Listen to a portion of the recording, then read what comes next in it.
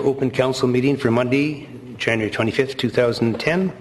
And the first, I'll call the meeting to order and ask first if Mr. Howitt would introduce the late items, please. Thank you, Your Worship. I'd like to add item 6B under delegations pertaining to items on the agenda, and my apologies if I've pronounced the name incorrectly. It's Ms. Melissa Meneghetti regarding resident parking on Milton Street. I'd like to replace page 42 and 43 under item 11B, staff reports, report on the public hearing. I'd like to delete item 11D, staff reports on sightly premises, 21 Watkins Street. I'd like to delete item 11F, number 6, staff reports, unresolved building deficiencies, 5373. Okay, just hold on a second. Not too fast. We're stroking. Did we? Is someone up to date? I heard someone moan in the background here. So it's already been done. That's it. Okay. Some of them have updated and some may not. Sorry. So that was item 11F under subsection 6, was it? Yes. Sorry. Staff reports, unresolved building deficiencies, 5373 Laguna Way. Okay. We'd like to add item 16A, correspondence, letter from Ms. Courtney Campbell and Mr. Richard Simpson regarding resident parking on Milton Street. We'd like to add under the Mayor's report, council representation on various committees. And that'll come up under the Mayor's report later on, which is item 7. And that's it. Thank you. Yep. And if we could ask for an adoption of the agenda. So moved. Moved. Seconded. All in favor? Opposed? Carried. Adoption of minutes. Move adopted as circulated. Thank you. Motion. Moved and seconded. All in favor? Opposed? Carried. Delegations. I just wondered, does someone want to make a motion to bring forward? We have a delegation. Go ahead. That's correct.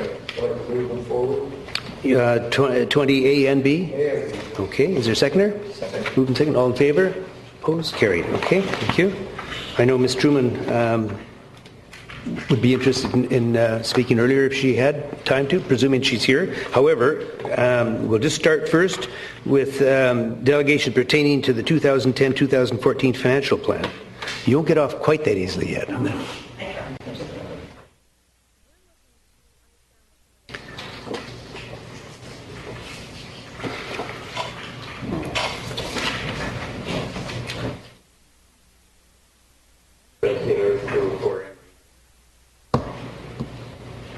I believe that the council has been entertaining, as they do every year, requests for grants, etc., to different committees and that sort of thing for their budget and financial plan of the year. And when I observe the RCMP wanting more men and read in the newspaper a lot of our paid RCMP members going to the Olympics, and I failed to find a report to council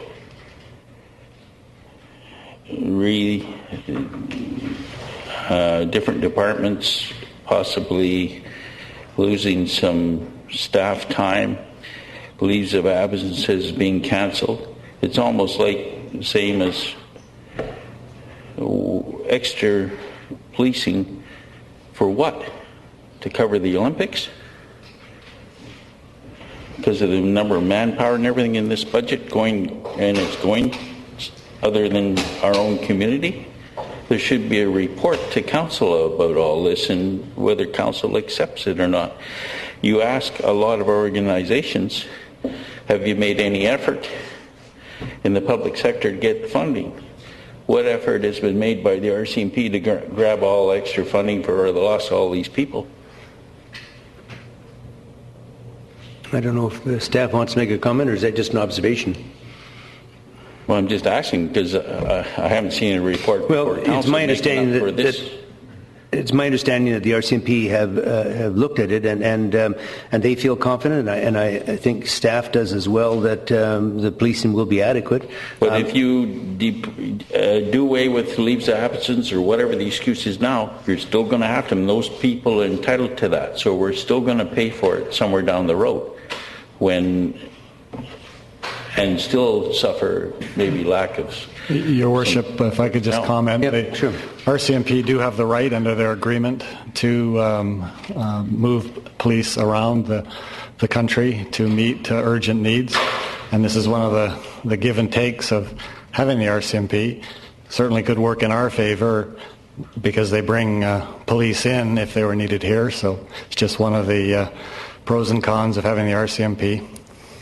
Most of the time it works out satisfactorily. But to be interested to know how much the city is, should I say, use the word cautiously, donating to the loss of policing in our community to see them go to the Olympics.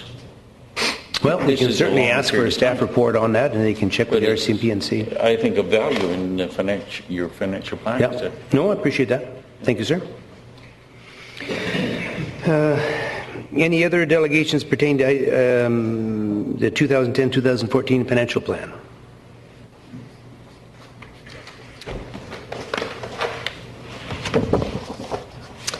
Good evening, Mayor and Council, and ladies and gentlemen. My name is Denise Bryce, and I've resided at 641 Hunter Street for the past 42 years. I'm neither a public speaker nor a wordsmith. However, I'm compelled to speak tonight regarding wages and benefits, the expenditure that represents 47.9% of the projected financial pie for 2010. Spare me any comparison mumbo-jumbo, but I find this number alarming. I find it doubly alarming that the information behind the wages, benefits part of the equation is so protected, untouchable, and often shrouded in secrecy. Last week, the transportation allowance was discussed in an open but untelevised meeting. It appears that there are some member of councils who would be interested in at least conducting a current review of this policy to determine its cost efficiency and accountability. However, one must wonder why others continuously defend the status quo and seem content to live with a review that was done 11 years ago. Since 1999, a big change in this policy has occurred. The entire group of senior managers now qualify for the highest allowances simply by virtue of who they are. The details of why this decision was made and who made it are unknown to me. A comprehensive review would clear the air. Some employees may be very deserving of this allowance, some may not. Some perhaps receive more than they need, and some perhaps receive less. But at the present time, there seems to be no accountability whatsoever. It may be determined that the city's fleet of vehicles could be increased. Who knows without a review? Records must be kept. Taxpayers are expected to be accountable by filling in countless forms for any and every purpose. Why not city staff? This situation is simply not cool or fair. The Management and Extended Health Benefits Plan presents another dilemma. Why is it necessary for the taxpayers of this city to purchase a separate Cadillac benefit plan for management? One wonders why the same plan is not enjoyed by all city staff with no discrimination. It would be interesting to conduct a cost comparison here. What does the Cadillac plan cost the taxpayer per management employee, and what does the other plan cost the taxpayer per non-management employee? Sounds a little like our neighbours south of the border, where some get the gold plan and others get the tin plan. Why is it that management and their immediate families are more deserving of a better, cheaper coverage than the rest of the staff and their families? What is the argument in favour of two separate plans? Seems like basic discrimination to me. A quote from the city's management bylaw, which is well worth the read, states, "Extended health benefits, including coverage for immediate family members, shall be provided by the employer at no direct cost to the officer or management excluded employee to be effective the first day of the next month following appointment. Extended health benefits shall include 100% coverage for prescription drugs and a vision care plan." There are many other policies and benefits afforded to city employees which are referred to in city documents but are not clearly understood by the public. These policies include communication allowances for cell phones, fax, BlackBerry, computer, cable hookups, education allowances, in-house training, courses, seminars, formal education, long-term disability, sick pay, overtime, or payment in lieu of, and of course, termination pay. As a taxpayer, I would like to see a complete review done now and a regular review done often of all these perks and benefits to see exactly where our money is being spent and what the qualifying criteria are. After all, times and circumstances are constantly changing, as is our ability to pay. My next topic is wage increases. At Council's last open meeting, it was stated that a zero increase to management salaries for 2010 would have a negative effect, and it was suggested that perhaps the Hay system should be permitted to run its course.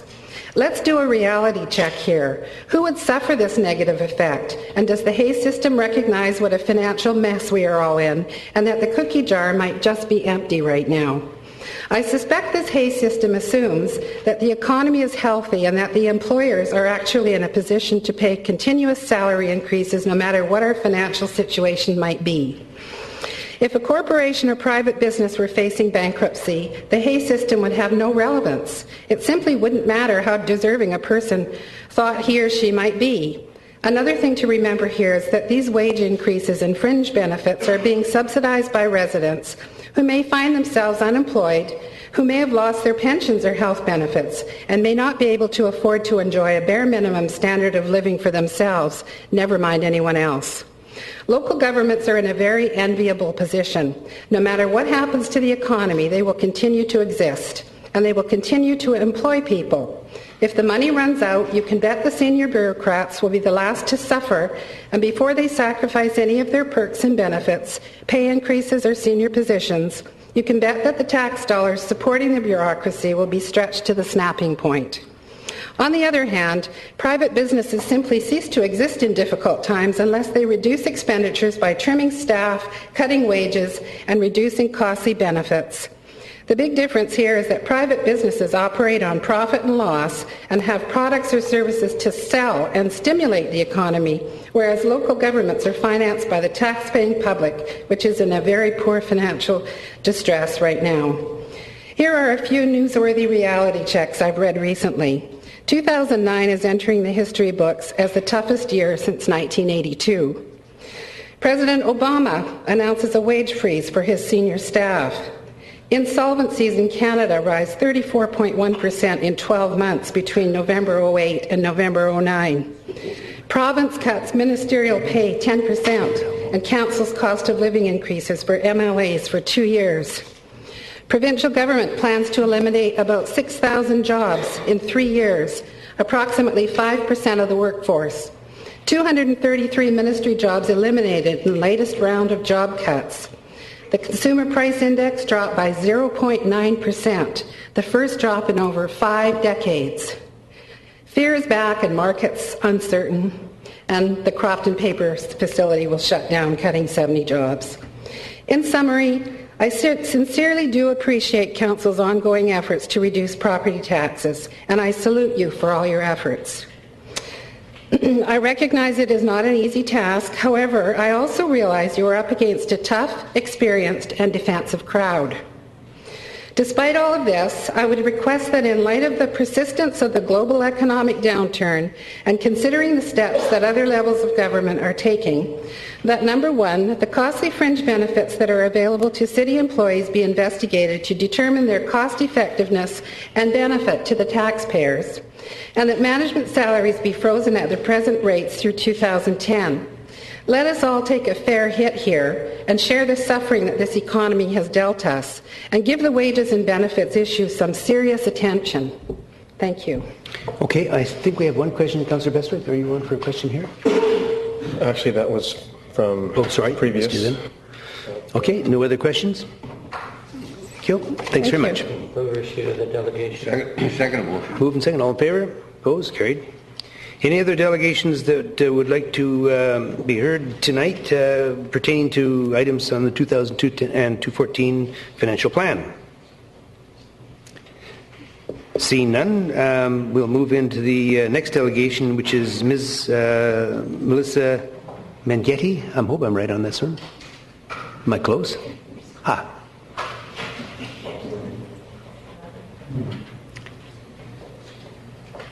You can hit me if I'm not even close. No, that was right. Thank you. Welcome. Up to 10 minutes. And we just need name and address for the file, please. Pardon me? We just need your name and your address for the file. Oh, my name is Melissa Meneghetti, and I'm a resident at 341 Milton. Thank you. Good evening, Mayor and Councils. Thank you very, very much for allowing me the opportunity to speak tonight. I've been a resident at 341 Milton Street for almost 4.5 years now. My partner and I wanted to relocate to the downtown area because we knew there was going to be a lot of effort invested into its revitalization. When the police station expanded their parking lot approximately 4 years ago, we started to notice an increase in parking along our street. The parking problem gradually increased to the point in which we could no longer park in front of our house from approximately 7 a.m. to 8 p.m. This was a problem until Council passed a motion last month whereby the 300 block of Milton Street was designated as a residential-only parking. This was to take effect starting January of this year, implemented for 6 months, and then reassessed after the trial period. So it's now January 27th. It's not even a month into this trial period. In the short period that we've had, it's been really great to have access to the front of our house during the day, Monday to Friday. The question has been asked why we do not utilize the parking spot in the back of our house. That's a really easy answer. We live in an area of transition, and unfortunately, there are still elements that make living in this neighborhood a challenge. The alley is regularly used by non-resident individuals that at times can cause mischief or are just looking for valuables to take or destroy. I can imagine these are all the same reasons why city staff also do not want to park their vehicles in spots not in front of their workplace. Not to mention the obvious fact that it makes for free and very convenient parking. I stand here today to ask you to reject staff's recommendation to restrict the 300 block of Milton Street with the 3-hour residents exempt. I understand that as a resident, I do not own the space out in front of my house. It is the city who maintains and cleans the road. However, as a property taxpayer and a person who has invested money into the property to keep up with the goals of the downtown corridor, I should have access to the front of my house where it's safe. I have been sitting in on these council meetings and have learned how parking games are played so as to avoid paying for parking. For example, a person could park their vehicle all day and get a parking ticket, which was cheaper than paying the parking for a full day rate.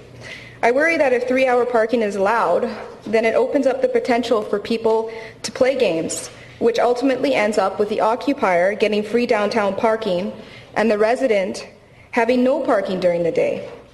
Since we are not regularly monitored, at least I haven't seen anybody out there checking people's permits in the last 3 weeks, residents would have to wait 3 hours to phone in the parking violation. And when regulars show up, they mark the tire, and only after another 3 hours do they come by and actually issue a ticket. Hence, the violator can park their vehicle for almost 6 hours without the worry of getting a ticket. This also gives staff the ability to move their vehicles at lunch and breaks to swap spots. However, if the parking restriction was changed to 1 hour with residents exempt, this would prevent all-day parking as well as give everyone else access to the street.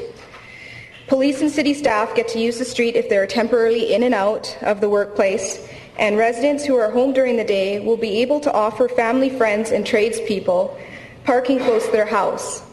I'm asking Council, please do not turn the 300 Milton Street back into a parking lot for staff to use. Thank you again for listening to me. Okay, we've got a couple of questions. One, Councillor Patchy has a question. Also, I'd just like to ask, this matter is on the agenda for tonight. It's going to be coming up later. I expect that staff recommendation will be that it's 2 hours instead of 3. Would that satisfy your needs to a certain extent? I mean, 2 hours is better than 3 hours, but not as good as one. I do strongly believe 1 hour is more appropriate because the 300 block of Milton Street is a residential street. Other than the police station, there really isn't any other business on our block. Okay, let me just say that I think the rationale for the 2-hour change, and in my opinion, 3 hours was wrong. We went from a knee-jerk with no parking to allow 3 hours, and both were extremes that weren't realistic in my opinion. The 2-hour one, I think the idea and the rationale behind it is it's going to give uniformity with the other blocks around there, because if you do a survey, as we have done, you'll see that almost all the surrounding blocks in the area are allowed 2-hour non-resident parking, residents exempt. Yeah, I have noticed that they do have and the so 2 hour. what we're trying to do is standardize, because if we have 1 hour in one place and 2 hours in another and so on, that's when you have all kinds of confusion and issues. So I think there's be a chance that it goes to 2 hours, and if it does, will you be happy with that? Well, yeah, I'll be happy with it, but I still think it should be 1 hour, but... Okay. Well, you're very persuasive, but we'll still turn you over to Councillor Patchy here. No longer required, Your Worship. You asked all my questions. No. And thank you for the presentation. Yeah, thank you very much. Thank you. Move receipt of the delegation. Moved and seconded. All in favor? Opposed? Carried. Now, we have representing the Nanaimo District Museum, the manager, Debbie Truman. Good evening. Thank you for allowing me to give you a little update on the new museum. I'm not here to ask for anything. I just want to thank everyone, staff and council and the community for allowing us this beautiful space and to let you know how it's been going since we've moved in. Going back to the opening where we cut the ribbon and had people enjoy the space, we've come a long way, I think, in 18 months. Our funding partners that I have to thank for giving us operating grants, but especially, of course, the City of Nanaimo, which does both operating and gave us this beautiful space. So thank you for that. Our major sponsors we have to thank. The Nanaimo Port Authority, which sponsors the harbour area, the Coastal Community Credit Union, which sponsors the Feature Exhibit Gallery, Ed Uchin, who sponsors the coal mine, and the 4 Rotary Clubs in Nanaimo, who sponsor the program room. And many other donors and sponsors to the space that we appreciate, and this Adopt an Artifact program was quite successful and well received, so we're going to continue that on an ongoing basis. Our attendance is very well. We've compared now a full 12 months in 2009 to the previous full 12 months that we were open in the old space, and our attendance through the door is almost doubled. So we're thrilled with that. It exceeds our business plan projections, and Bastion visits were up a little bit last year as well, despite the fact that tourist numbers were down. So these 2 increases we're quite happy about. The gift shop is doing very well in the museum. It's brought people into the space that maybe didn't know it was a museum, that have come down the street shopping and have been drawn into the museum. And we've developed some of our own products that are doing well, including the museum bags with the Fred Peters image on the front that have been quite popular, and our book publishing, the Lynn Bowen's book and Jan Peterson's book. And of course, Jan's donated the proceeds of her book to our endowment fund. So thanks to Jan Peterson for that generous move. This is what has helped this graph look quite a bit better. That's a comparison of a 12-month period, 06-07, versus the same 12-month period, 08-09. Gift shop proceeds went up about 330%. And venue rental went from nothing to approximately $8,000. So we're pleased with that and doing our part to pay our extra bills. Venue rental has been very popular at the museum. We've had everything from receptions to meetings to weddings to funeral services to a little bit of everything. People like the space. We're able to be very flexible with what we do in the space and who we do it with, which has been well received by the community and brings a lot of new faces and people into the museum who might not otherwise have come in at all. That's been a true benefit to us. And so far, touch wood, hasn't been an issue, hasn't been a problem. People seem to be very careful when they're in the museum space, so that's worked out really well. And they do enjoy and have a good time, and it looks quite nice when it's set out for an exhibit, for a rental space. Now, since we've opened in last July, we've added quite a few permanent exhibit features to the space, with the first one being the Snuneymuxw Gallery, which opened a year ago in December. It's been very well received. It's been very popular with school programs. We've updated our school programs to go with the new space, of course, and added quite a few. We've added a primary First Nations program as well in the new space that's been well received. And we've also added the Sports Hall of Fame. By the way, the call for nominations is out right now for 2010, so please get those in. We're, I think, the only place in town where you can sit on an Nanaimo bar, and we like to let people know that, and it's been quite popular. The classroom's been popular with both adults sitting in the desks and bringing back memories, as well as school programs who get dressed up in period costumes and enjoy the classroom. People in the News is another exhibit we've added since the opening. This is a picture of a Girl Guide sleepover. They can actually earn 3 badges during a sleepover at the museum doing some of the school programs, so it's been popular as well. We've also added the Bastion exhibit, which has been very nice because the Bastion is closed for a lot of the year, and in the past in the old museum we didn't have anything about the Bastion, so this has been added since that time, and it's been quite popular. It's partially dismantled at the moment, and you'll find out why in a minute. We've also added an exhibit about timber and logging and sawmill industry in the community with a sparkle model that's been popular in the new school program as well. The next thing we're adding is the coal mine exhibit. We're working on that right now. It's a lot of people have been asking us why we don't have anything about coal mining. It does seem like a fairly obvious mistake not to have anything about coal mining in the community history.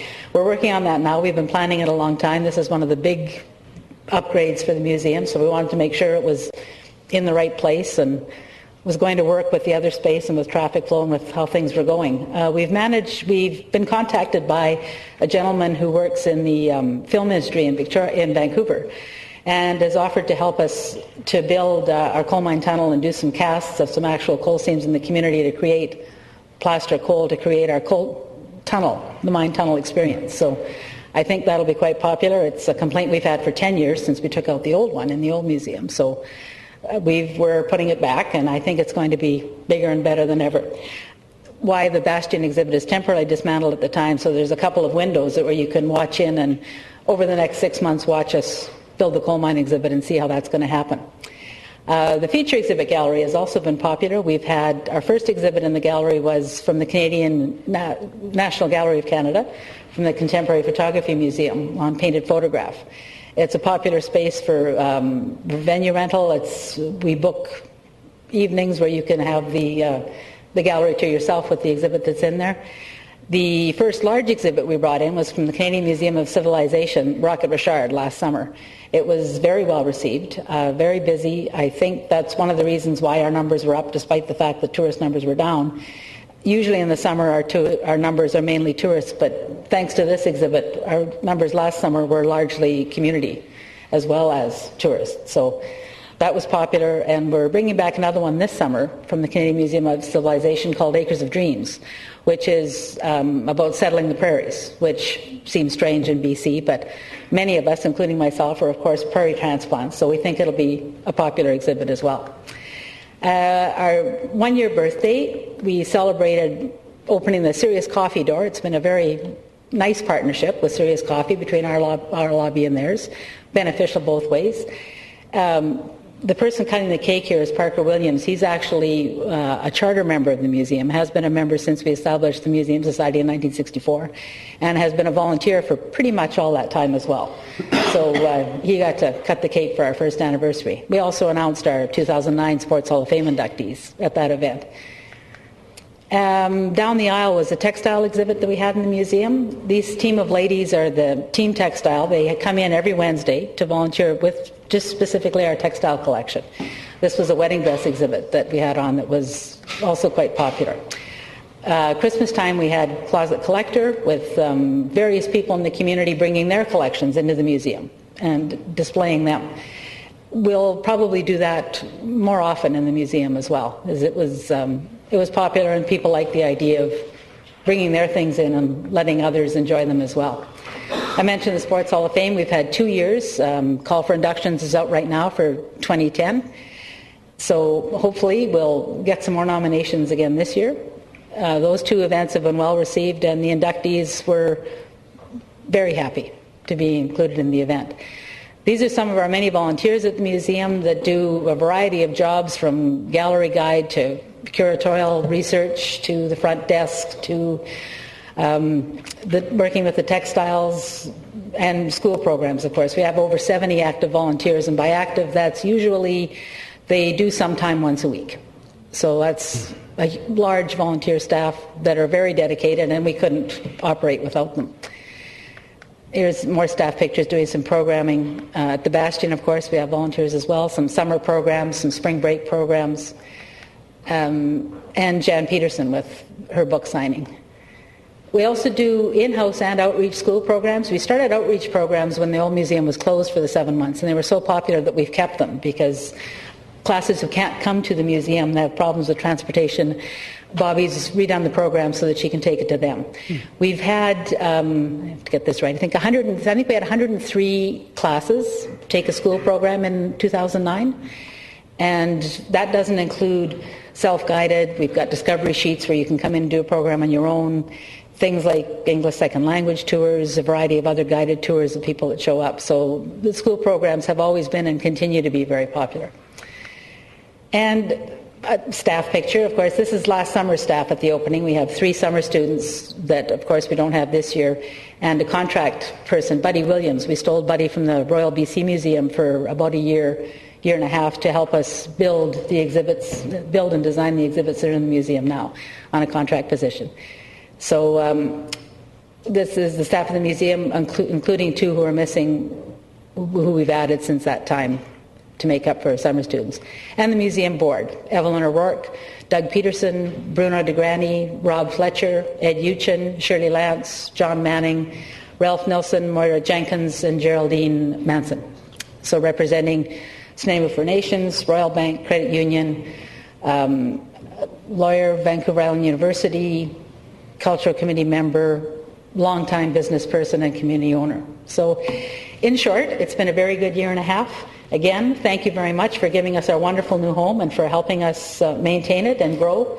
And thanks to city staff as well, who were very helpful and continue to be with everything we do. Any questions? Okay, yeah, there's a question. Thanks. Councillor Bestwick.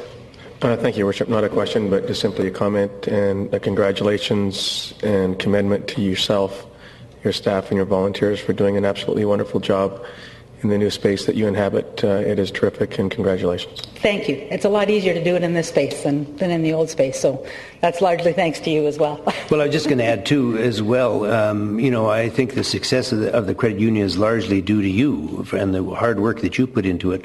You bring the volunteers along, you bring the staff along and motivate them, and when you see what's there today, and I just encourage everyone who's watching and here today in the audience to get down to the museum and see what's there. It's an impressive sight to see. It's now AAA museum rated. We're hoping to get, the museum is hoping to get all kinds of new exhibits for the new year, so get involved, and a big thank you to you and your staff for a wonderful job. Thank you. I have a great staff and great volunteers. Thank you very much. Thank you very much. Your Worship, I had a question. Are you on here? Oh, and you're, for the third and last time, are there any other questions? Any other questions? Yes, through the delegation. When you get the coal exhibit in, where are you going to put your other exhibits and things together? Will you need more space? We're still using the old space right now. That is our workshop. That's where we're building all the exhibits that go into the museum as well now. And we will need that space, or a space, to use as a workshop for at least until the end of next year, probably till all the major exhibits are built. And then it gears back a little bit. So thank you for asking that. Well, thank you. Thank you for the work you do. It's phenomenal. Thank you. Great facility. We received a delegation. Second motion. Moves and second. All in favor? Opposed? Carried. We'll have the next delegation, which I believe it's the final one, and it's Ms. Amanda Jeskin and Ms. Kelly McClure. You're on deck. Now, are you guys going to do it half and half or together? No, just me. Oh, We just didn't know exactly who was going to talk. Well, we didn't know either, Yeah. so that's So, yeah. we just need your name and address. So which one of the two are you? My home address or my work address? Just your your work address is fine, and just your name for. It's for Amanda Jaskin, Okay. and it's 557th 7th Street. Yes. Okay. In Nanaimo. Welcome. You have up to 10 minutes. Oops. I won't take that long. Okay. So I'm Amanda Jaskin I'm a project facilitator with Family Time Connections, which is a new community organization. It's funded and supported by the Ministry of Housing and Social Development and Shore Counseling Society. Family Time Connections consists of 4 ladies that have been brought together and been given the task to positively promote the importance of family and attempt to stir up a reconnection in the families of our community. This has given us the perfect opportunity to propose that the third Monday in February of each year be observed as a public holiday known as Family Day, to be celebrated along with other provinces in Canada who have already implemented this in recognition of the importance of family.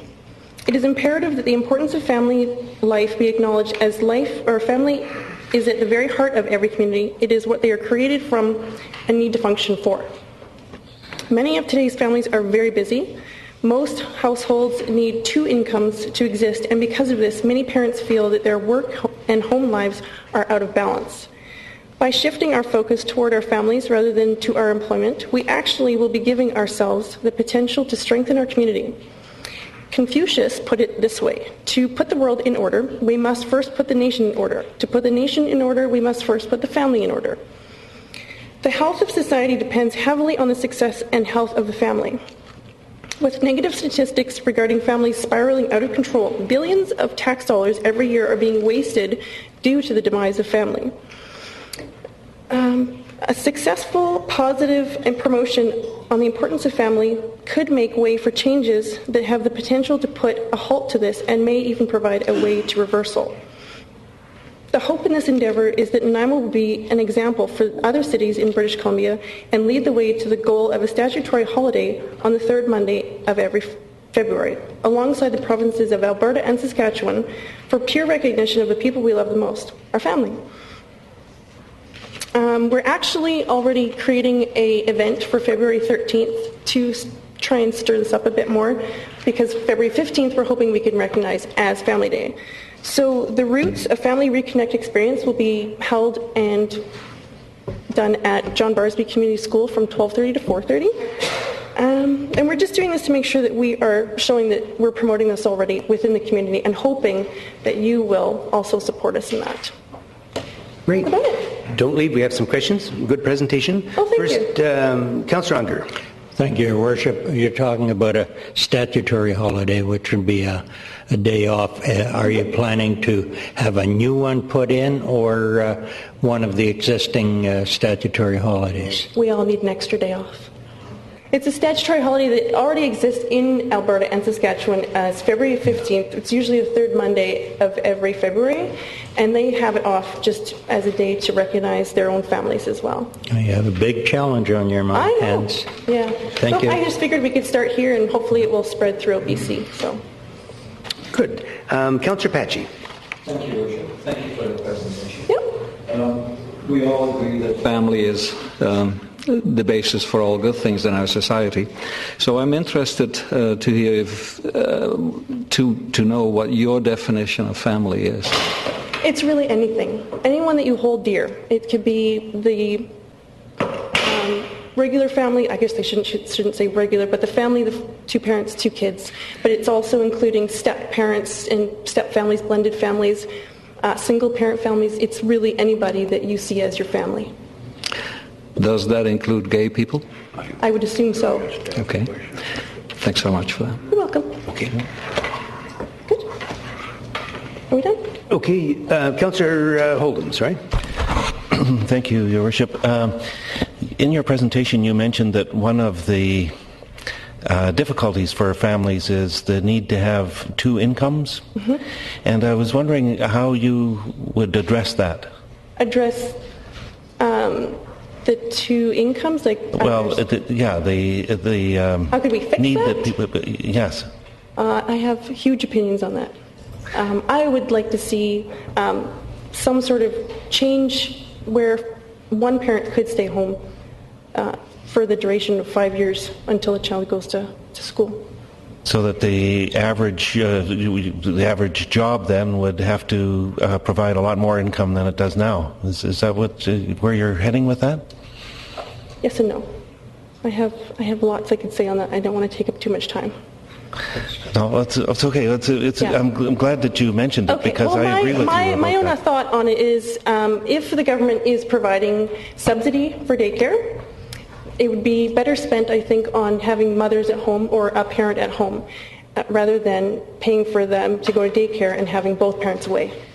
So that's my own opinion, is that I think that a parent should be home, and if we're going to spend $750 to $850 to have that parent away, we're better spending it if we have the mother or father at home, where we could be building better children that will become better adults and better citizens. And you're probably going to get a lot more out of that than the $850 you're spending to send them to daycare.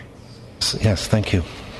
Okay, I think we have a question before you go for staff. Actually, you don't have a question? Well, yeah. Just ask a question, Mr. Kenny. How much, when you have a staff holiday like that, you have to pay the person when they're off? That's correct. Plus, some of the facilities that the city runs would presumably continue to provide services, so they would likely be overtime involved. Did you get a figure on that, how much it's going to cost the taxpayers? This budget we're all going over right now, and trying to cut things? I wonder how much that would cost approximately. Yeah, I don't have it on the top of my head, but it would be significant, certainly. Thank you. Anyway, we have Councillor Kipp next. Yeah, just on the thing about jobs having to pay more. If we paid less federal tax, because I don't know if we get a lot for our federal taxes, we pay a little bit to the city and we get a lot of service. We pay very, very bit of money to the federal government. So if they give us a tax incentive, it'd be nice, and daycare. And for stat holidays, our facilities are only open for a shortened day on stat holidays, usually noon to 5 for the pool and that, so it is a shortened day, but it does cost us money. But everybody would be way happier with another day off, so I support the issue. Thank you. Thank you. Oh, and one more thing, thanks for the definition of your family, because family encompasses everyone. It does, yeah. Good point. Councillor Bestwick. Thank you, Your Worship. Thank you for your presentation. The suggestion of a statutory holiday raises a question from me to staff. Currently, in the city, we celebrate Good Friday and Easter Monday as a statutory holiday. Is it my understanding that we're only required to have one or the other of Good Friday or Easter Monday as a recognized statutory holiday? Your Worship, I'm not sure of that answer. I do know that our collective agreements with CUPE certainly require that both Good Friday and Easter Monday be granted as days off with pay, and that same privilege is afforded through the bylaw that governs terms and conditions for exempt employees as well. I think you're probably correct. I think that in the private sector and in other sectors of the economy, it's quite common for the employer just to provide one of those days. So, thank you. Just to follow up, I think that likely is the case, and if in fact that is the case, then it may be a contemplation to shift one of those days by virtue of not adding an additional or incurring an additional expense, but rather shifting one of the statutory holidays currently authorized, if you will, to support this initiative. And if that is the case, then I would certainly support the shift of such a holiday to February for this purpose. Thank you. Thank you. Okay, I see no further questions. Thank you very much. It was a good presentation, good answers, and I think everyone's interested in the holiday. So, yes, of course. And Makes family, for happy people. supporting the family has to be a good project, and well done to you and to Kelly for doing that as well. So, Thank you. Thanks for the delegation. Seconder? All in favor? Opposed? Carried. Thank you very much. The next item is the Mayor's Report, item number 7, and what I'd like to do is go through the standing committees and so the procedure so everyone understands what this is.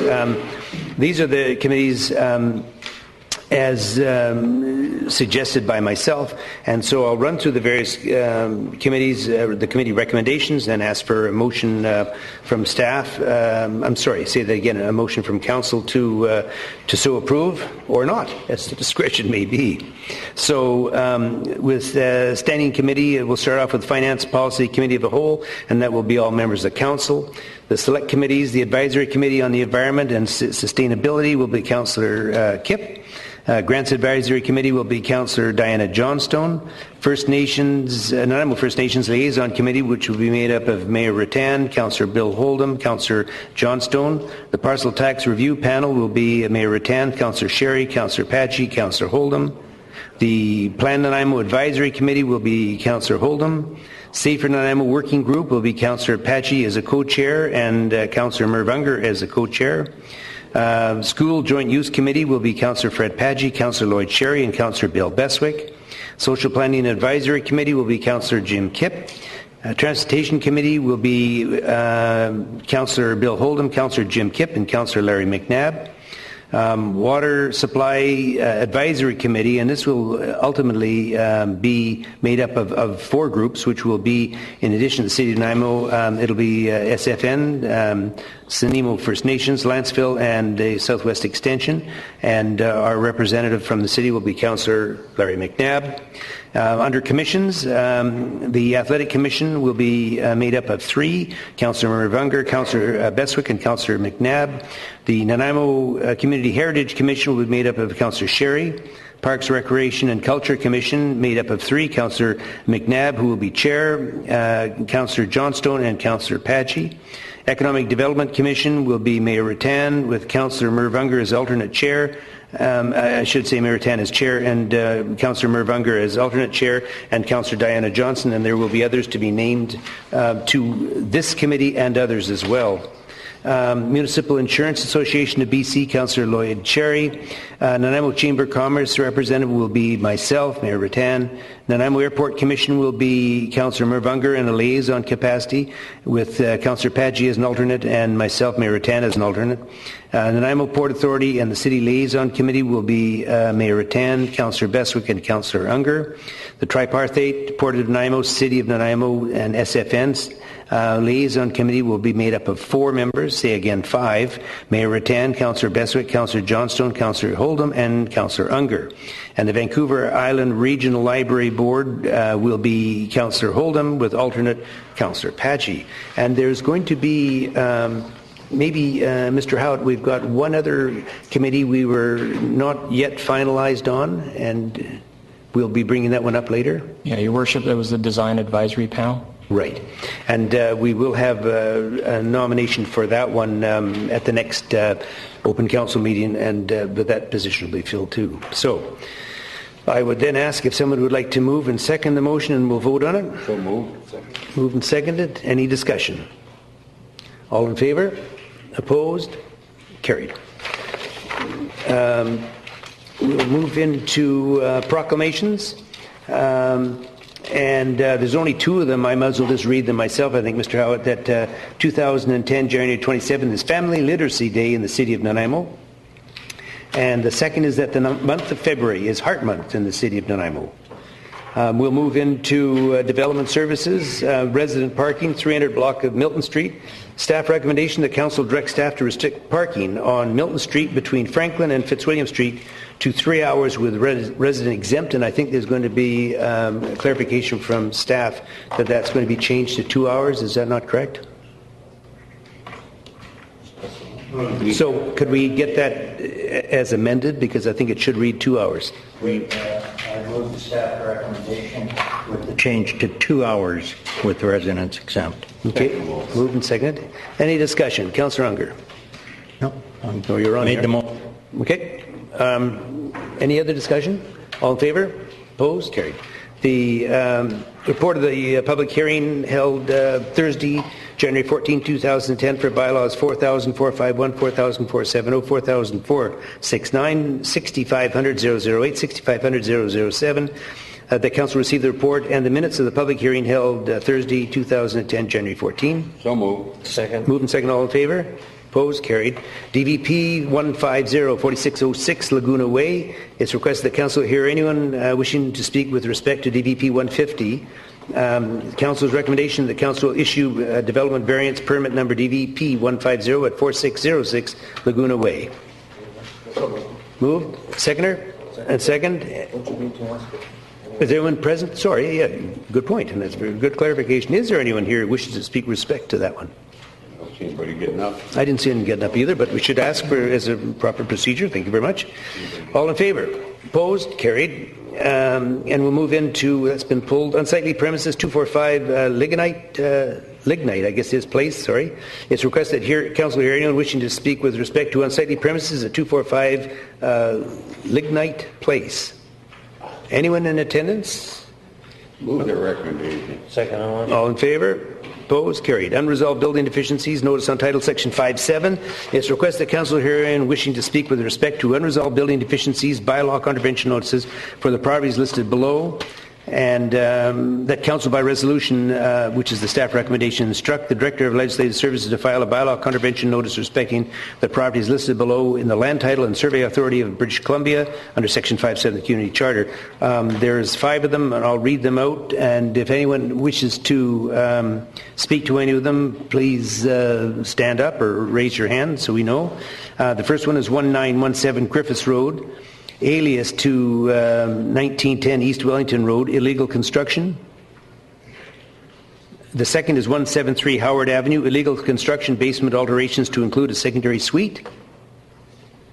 Third one is 380 Wakesai Avenue, illegal construction enclosed above and below upper rear deck. The fourth, 4715 Lost Lake Road, illegal construction finished basement to include a secondary suite. The fifth and final one I have here is 3230 Norwell Drive, illegal construction incomplete building permit. If I could get a motion. Move the prepared resolution. Thank you. As it relates to all those properties. Thank you. And second, all in favor? Opposed? Carried. Structural removal order, illegal suite 4105 Ross Road. It is requested the council herein wishing to speak with respect to the illegal secondary suite at 4105 Ross Road. Anyone in attendance? Staff recommendation is that pursuant to Section 73 of the Community Charter, order the owner of 4105 Ross Road to remove the structure or bring it up to standard within 30 days. Move the prepared resolution. The second, move and second. Oh. Just a question. Yes, go ahead. Through the staff, on this, I know this one's been hanging around for a while, and that, how do they get a permit for that? Because our permit process now is a little longer than a 30-day. Or they already?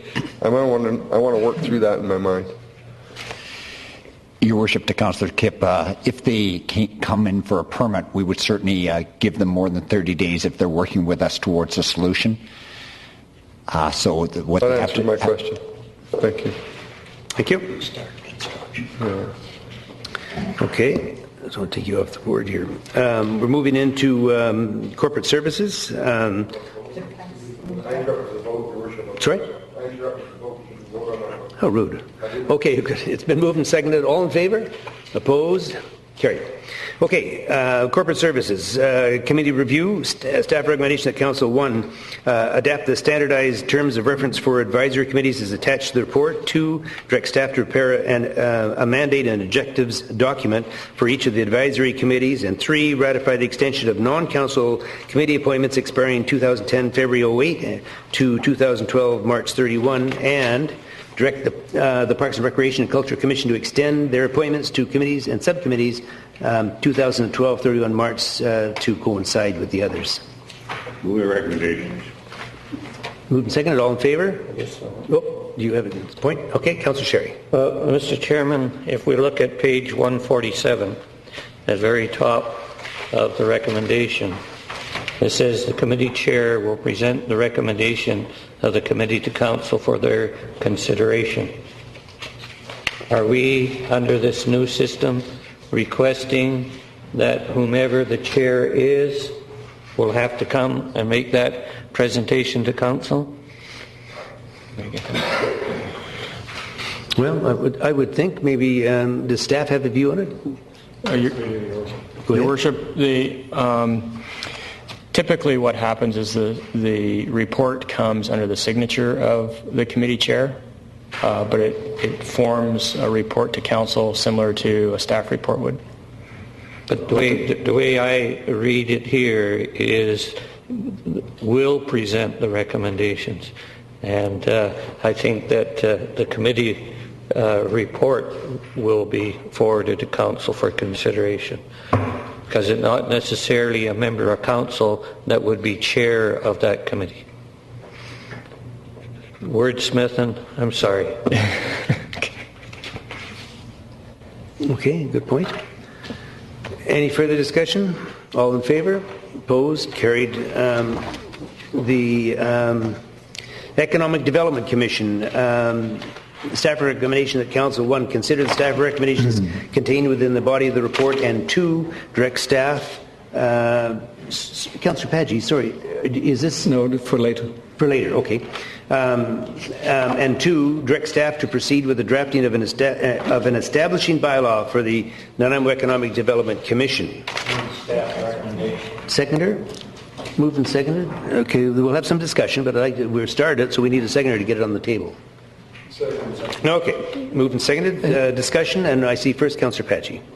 Thank you, Worship. If I can refer you to page 149 of the blue pages, that deals with the composition of the newly proposed Economic Development Commission. It has one representative from the Greater Nanaimo Chamber of Commerce, Nanaimo First Nation, Nanaimo Port Authority, Nanaimo Airport Commission, Tourism Nanaimo, the Ministry of Trade, Technology and Economic Development, and then there are 4 members at large who will demonstrate a broad representation of the business community and best represent the following sectors: technology, commercial banking, real estate, and industrial. I find missing from this list someone from the academic community of our municipality. I've had a discussion with Mr. Canning on this last week, and I am still of the opinion that while we have the Chamber of Commerce as one member and then one of the 4 at large with broad representation of the business community, that I believe that the business community is kind of double represented in the sense that to the exclusion of someone from Vancouver Island University, for instance. And I think it's extremely important that we have input from VIU, and I so move. Sorry? Add another committee member? No, I would... Be considered as one of the 4, is that what you say, at large? I would take remaining 3 members at large and then have 1 from VIU. I'll second that. Okay, and I just might add that this is a staff recommendation, and council has within its right the opportunity to change it as it sees fit, and from time to time. So, this is, as I say, a preliminary one. I think it's an important committee, and I really want to see good and solid representation on it. And I share the view that VIU is not only a huge economic generator in our area, but has some extremely capable people on staff and management, and so I would support that as well. So let's go back and vote on the amendment first to include the VIU, which was, I believe, the motion. Mm-hmm. Okay, and 3 at large. So now I've got 2 more speakers. They want to speak on the same subject, or should we go ahead with the vote now? You got the amendment on the floor, Mr. Let's deal with that now. All in favor? Opposed? Carried. Councillor Sherry. Well, Mr. Chairman, I have a little difficulty with this total report, and I thought we were going to have a little more meat and potatoes on this report other than that, because I look at number 3, council approved the mandate and the objectives there. I thought this committee was being formed to review its the mandate of this deal because of cost duplications and the likes. The question I ask, if we approve this mandate here, what are we happening to that department that we currently have designated and staff run?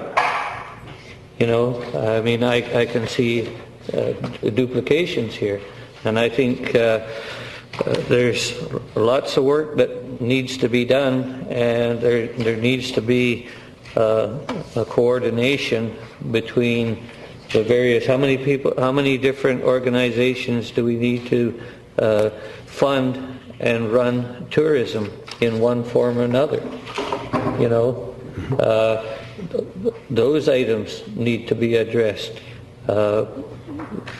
You see today on the Channel 6 News, the Iran delegation that was here.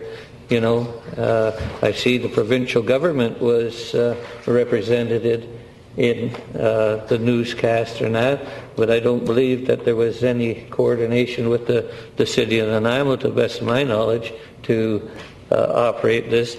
So I think that, I really appreciate the type of membership that you're looking at. But then I think that there needs to be that committee, that membership needs to sit down and say, okay, what are we going to do? and what's going to be our recommendation to council as to what kind of mandate are we going to try to achieve. So that's where I have some problems with the document that we have here tonight. Okay, well, maybe if I could just ask staff for an opinion on this thing, and in light of Councillor Sherry's comments on that, in your opinion, if this is passed, do we as a council still have the opportunity to change it as we see fit down the road, or will this obligate us in some manner to a format as determined by you? Your Worship, the document tonight is providing staff with direction to establish the bylaw. If council chooses to alter the objectives or the mandate of the Economic Development Commission after the bylaw has been established, council can do that through an amendment to that bylaw. I believe that today the mandate and objectives are broad enough that if it was council's direction to the commission to review the issues that Councillor Sherry has brought up, it's contained within the mandate and objectives today that they could do that. Okay. Any follow-up? Councillor Bestwick. Thank you, Your Worship. 2 meetings ago, we received a economic development report, and within that report identified the scope of work that the Economic Development Department had undertaken in the previous 12 months. With that, and dovetailing into Councillor Sherry's comment, I see 2 things here. One is we're forming an Economic Development Commission to replace the EDGE group, if we will, that will probably be a steering body of some description, but still without the understanding of what the mandate of the operation of the Economic Development Office is today and has been up to today, because reading that 18-page report, I did not glean what the mandate was, which was the original question prompting the report. But with that said, recommendation number 2, that council direct staff to proceed with the drafting of establishing a bylaw for the Nanaimo Economic Development Commission. Is this a professional drafting at a cost, or is this done internally? Be done in-house by staff. Thank you. Second question, on page 2, under staff, number 8, that council approve the staff for the NEDC. So by virtue of the recommendations 1 and 2 on page 148, and then there's that council approve the staff for NEDC. Okay. Is there a linkage there between, is there 3 recommendations, or is there 2 recommendations which approves the entire document to include number 8? That's correct. There's 2 recommendations. The first one covers all the recommendations included in the report, including the arrangements for staffing, which would be the existing staff that we have, and as it says, supporting the commission with staff would be, the needs would be met by, as directed by the city manager and as authorized by council. So additional staff beyond what we currently employ today, or additional costs for staffing? Point of order, Mr. Chairman. I'm not questioning the question, but the motion on the floor, I believe, is that council consider the staff recommendations. The motion isn't to approve the staff recommendations. Is that the case? Well, it does say consider. Yeah, Your Worship, and the process that staff would follow is if this motion's approved, then staff would prepare the bylaw, which would incorporate all the suggestions in this report, and the approval would come when council approved the bylaw. Okay, back off. So this is all of these, then I would suggest we consider these seriatim rather than picking away at them. Okay. Well, Your Worship, I wasn't quite finished, but... That's fine. Go ahead. So just following that point, then, are we voting to consider approving something, or are we voting to approve? I'm gainfully I'm sorry confused. I've confused the issue. If council passes these motions, we will insert these clauses into the bylaw and bring it back for council to give 3 readings and adoption to the bylaw.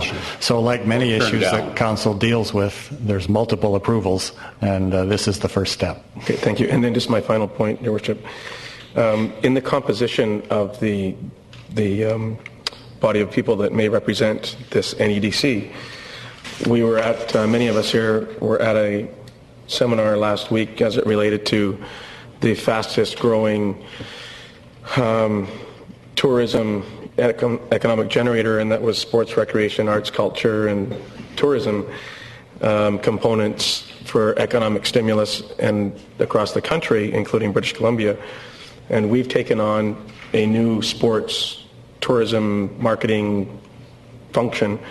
And I'm not sure if I heard through Councillor Patchy's mentioning of anybody with a professional or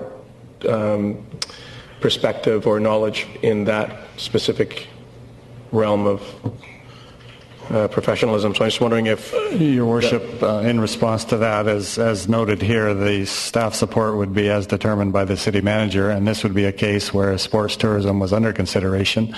I would request that the staff involved in sports tourism, those located in Parks and Rec, would attend and provide advice to the Commission. So that's intended to be covered by this clause, Your Worship.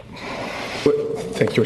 I'm not making specific reference to a staff person providing guidance, advice to us. I'm making specific reference to potentially a member at large or a community member or that would have a designation in that field beyond city staff or city programmer or otherwise. Worship, the second part of that recommendation is where if the Commission wishes to seek opinions from those outside the organization, that's provided in that section where they would be brought to the Commission and invited to participate. So it'd be up to the Commission to make sure it's got all the advice it wants. Councillor Unger, and then Councillor Holden. Councillor Unger. Your Worship, I see this as a concept where we get elected official oversight of the Economic Development Office. I can't think of anything more democratic than the people who are elected to be in charge of steering this. This will address the concerns mentioned by both Councillor Sherry and Councillor Bestwick. It's true accountability like we haven't had before, and I am a little bit surprised at the opposition that there is to having elected oversight. Thank you. I don't know if it's opposition. I think it's simply people asking questions, which are certainly their right to do, and clarify some of the grey areas. And Councillor Holden. Thank you, Your Worship. Okay, since we are approving all 8 recommendations at once, I'd question the section under authority. The NEDC will, and then the 4th dot, this is on page 149, have the authority to establish task forces and or select advisory committees for the purpose of fulfilling their mandate, carrying out their objectives, or any other directive of council. Does this have any limit on the cost? Would this commission have free access to the city budget to do these things? No, they would be confined to the budgets originally adopted by council and administered through staff. So there would be, there's not intention of any additional funding here. If the Commission specifically wanted additional funding for a project, they of course could make a recommendation to council, but they would have to get council approval. So the Commission is, to all intents and purposes, an advisory body of council, similar to a committee, but with a little different structure. And you've hit on the one item that makes it a commission and not a committee. So, and that is that they will have this right to establish select advisory committees or task forces, and that's what makes them a commission and not a committee. The Parks and Rec Commission has the same power. Okay, and also under number 8 that others have raised, the council approved the staff for the NEDC subject to budgetary considerations, I would expect. Is that the intent, or are we trying to do this outside of the budget process? No, all you're doing here is agreeing to the concept that the support for the commission would be provided by existing staff and as designated by myself.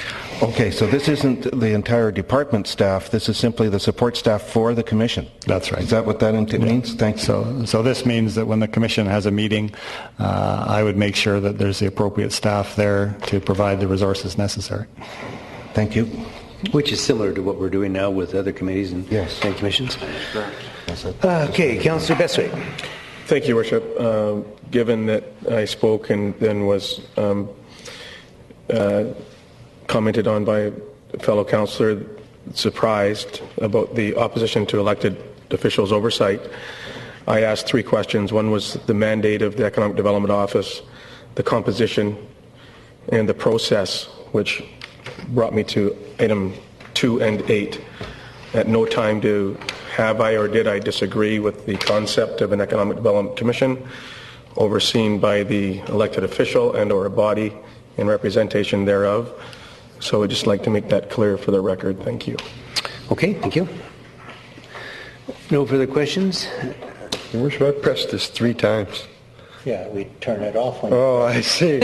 Okay. Councillor Kipp, quick. So it goes on, off, on. I get it. Couple things. I love it that academia is brought onto the committee because it's a huge economic generator of VIU. I'm a little concerned because one of our budget priorities or mandates we talked about earlier, kind of a objective, was some greening of our community and green enterprise.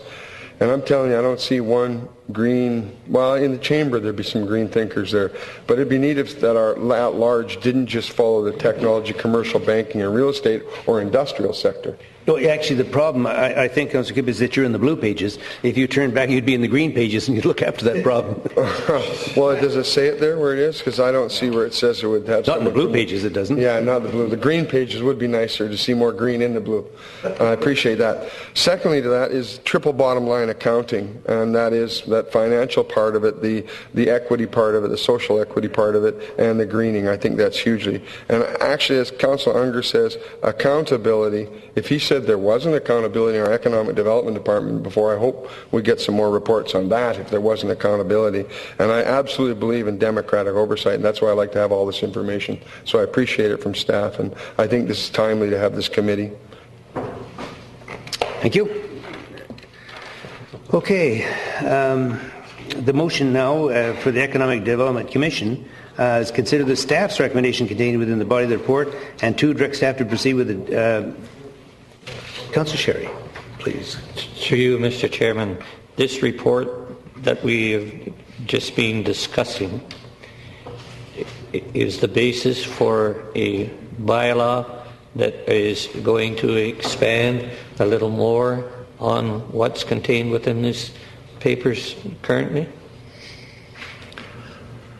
Your Worship, the information that Council's provided us through this report tonight will provide the basis of the bylaw. So there'll be some typical bylaw-like language added to incorporate these directives into the bylaw, but there likely won't be too much beyond that. Okay.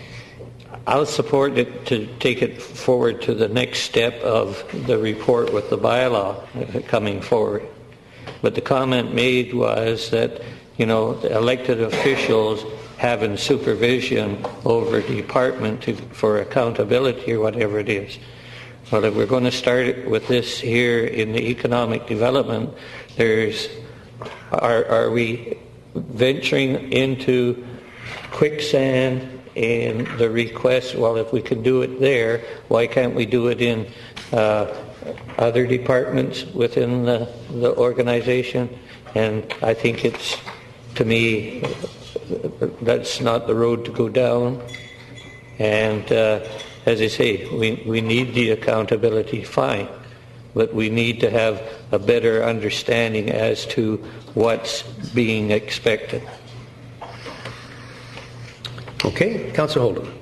Yes, thank you, Mr. Chairman, and I completely agree with Councillor Sherry in this case. This is not an oversight committee as I read it. The objectives are to provide advice to council on a whole range of issues, economic development objectives and initiatives that may or may not parallel what the specific department is doing. And I think it would be truly dangerous if we started setting up commissions and committees that paralleled exactly the city departments.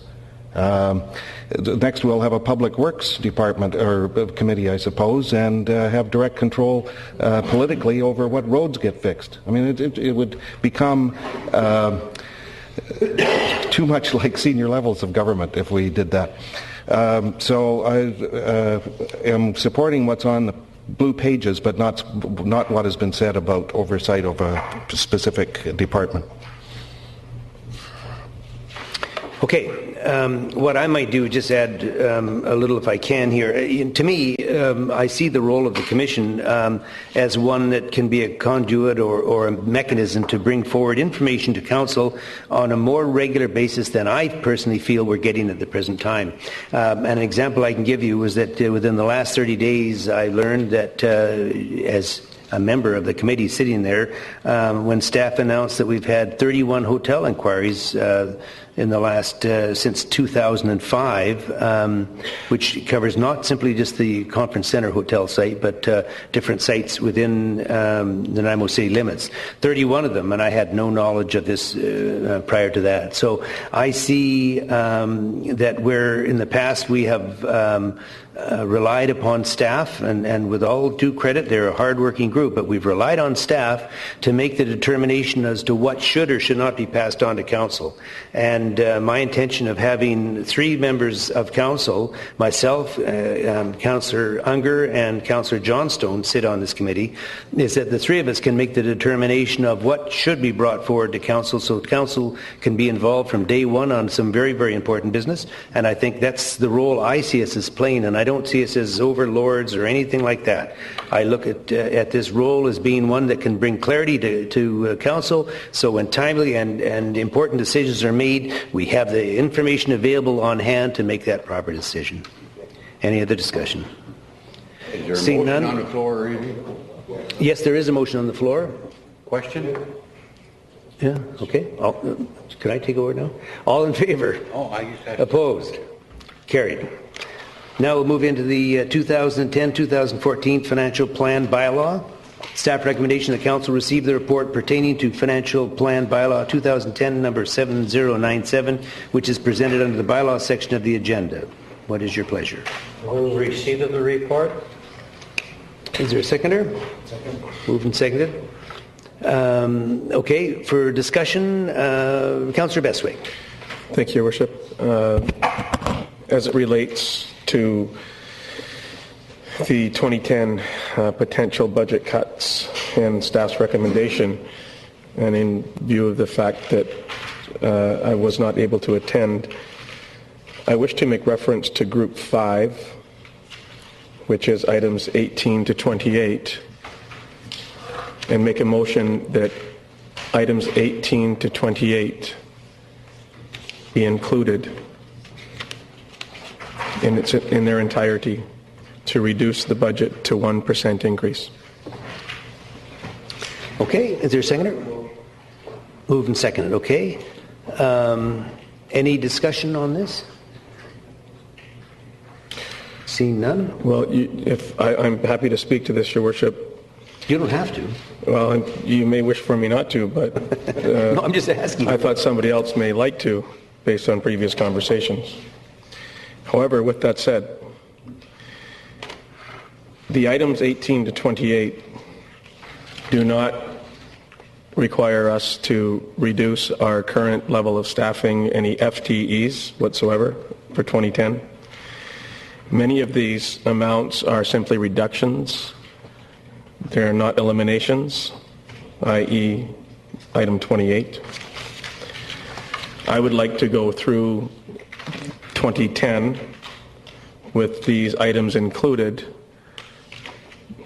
to determine whether or not any of these items that are included in this actually presented a compromise to our ability to serve our public's best interests by eliminating these to any serious magnitude.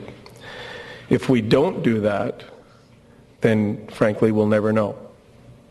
And so I would recommend, as I have in my motion, that we add items 18 to 28 to reduce the 2010 budget to a 1% increase as we see before us. That's the motion.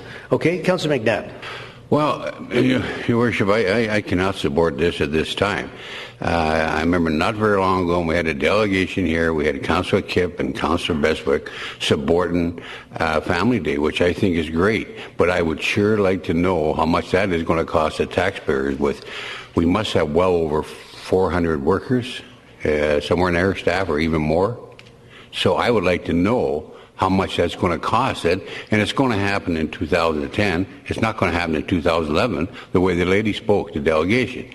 So I would like to find out the cost before I vote on this. Thank you. Okay, next speaker, Councillor Kipp.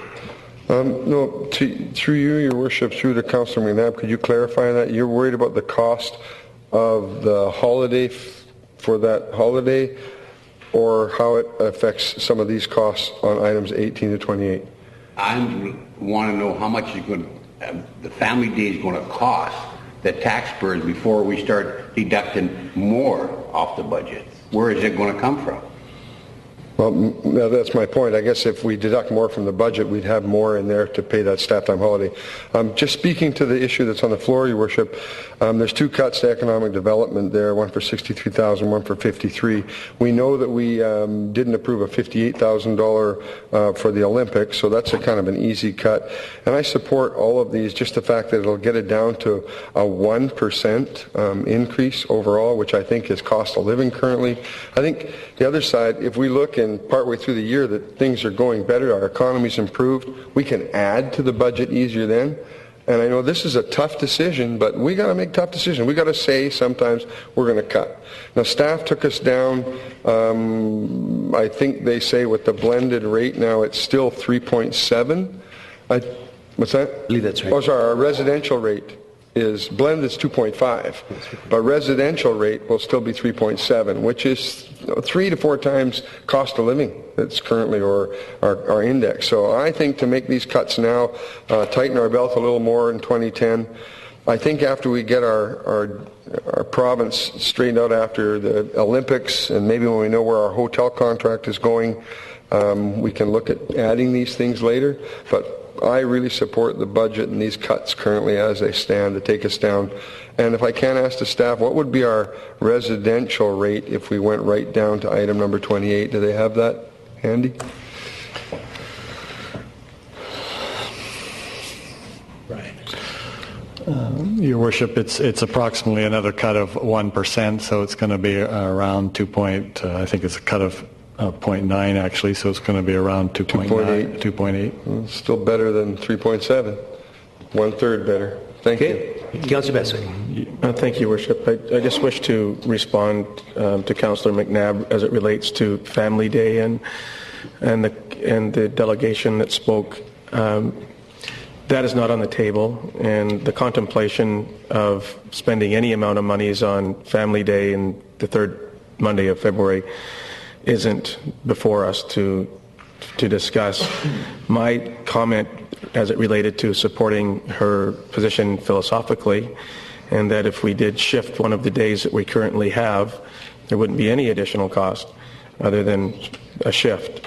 So, but it's not even relevant to this conversation. I just wish to point that out. Okay, Councillor Holden.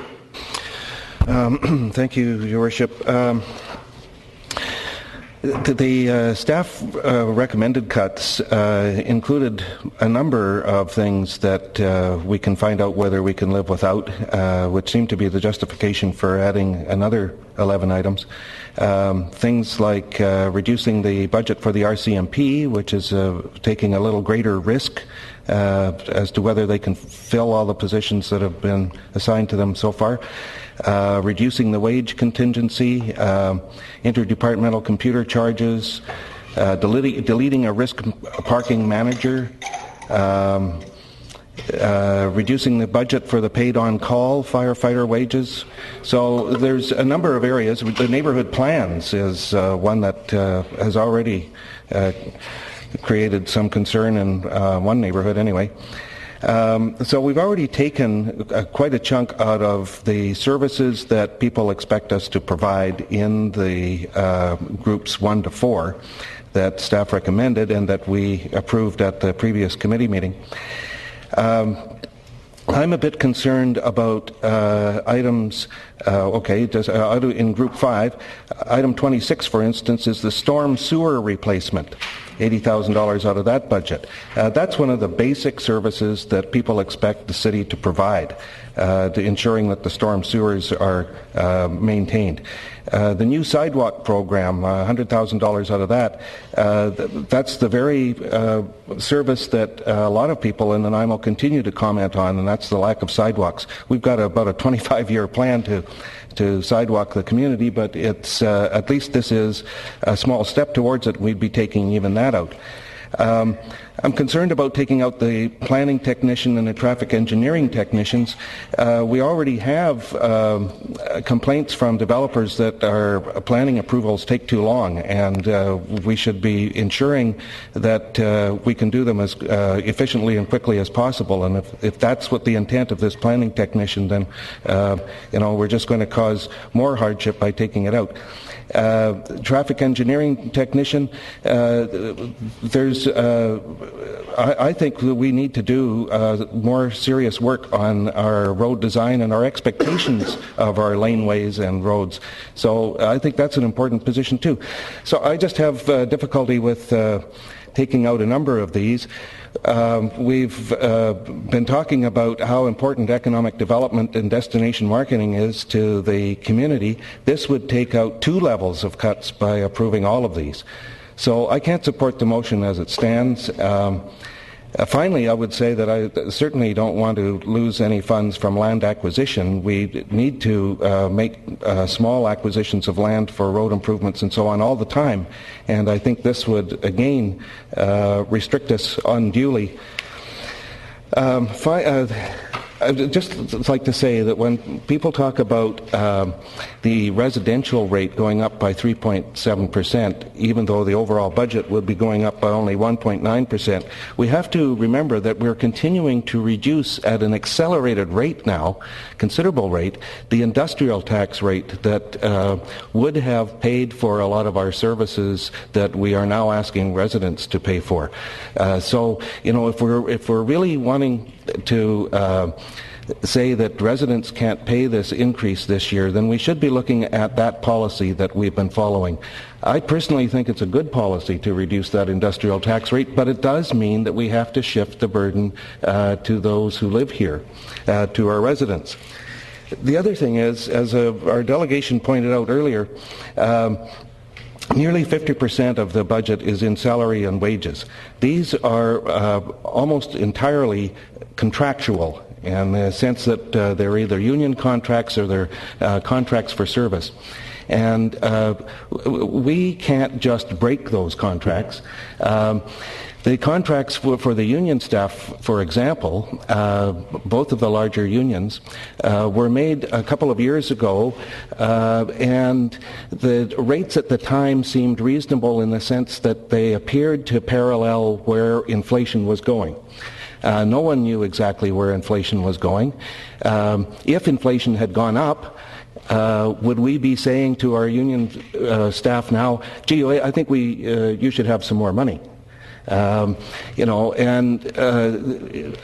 I think that it broke against the taxpayers in this case, but I think in a lot of other cases, those union agreements break in favor of the taxpayers if inflation does go up.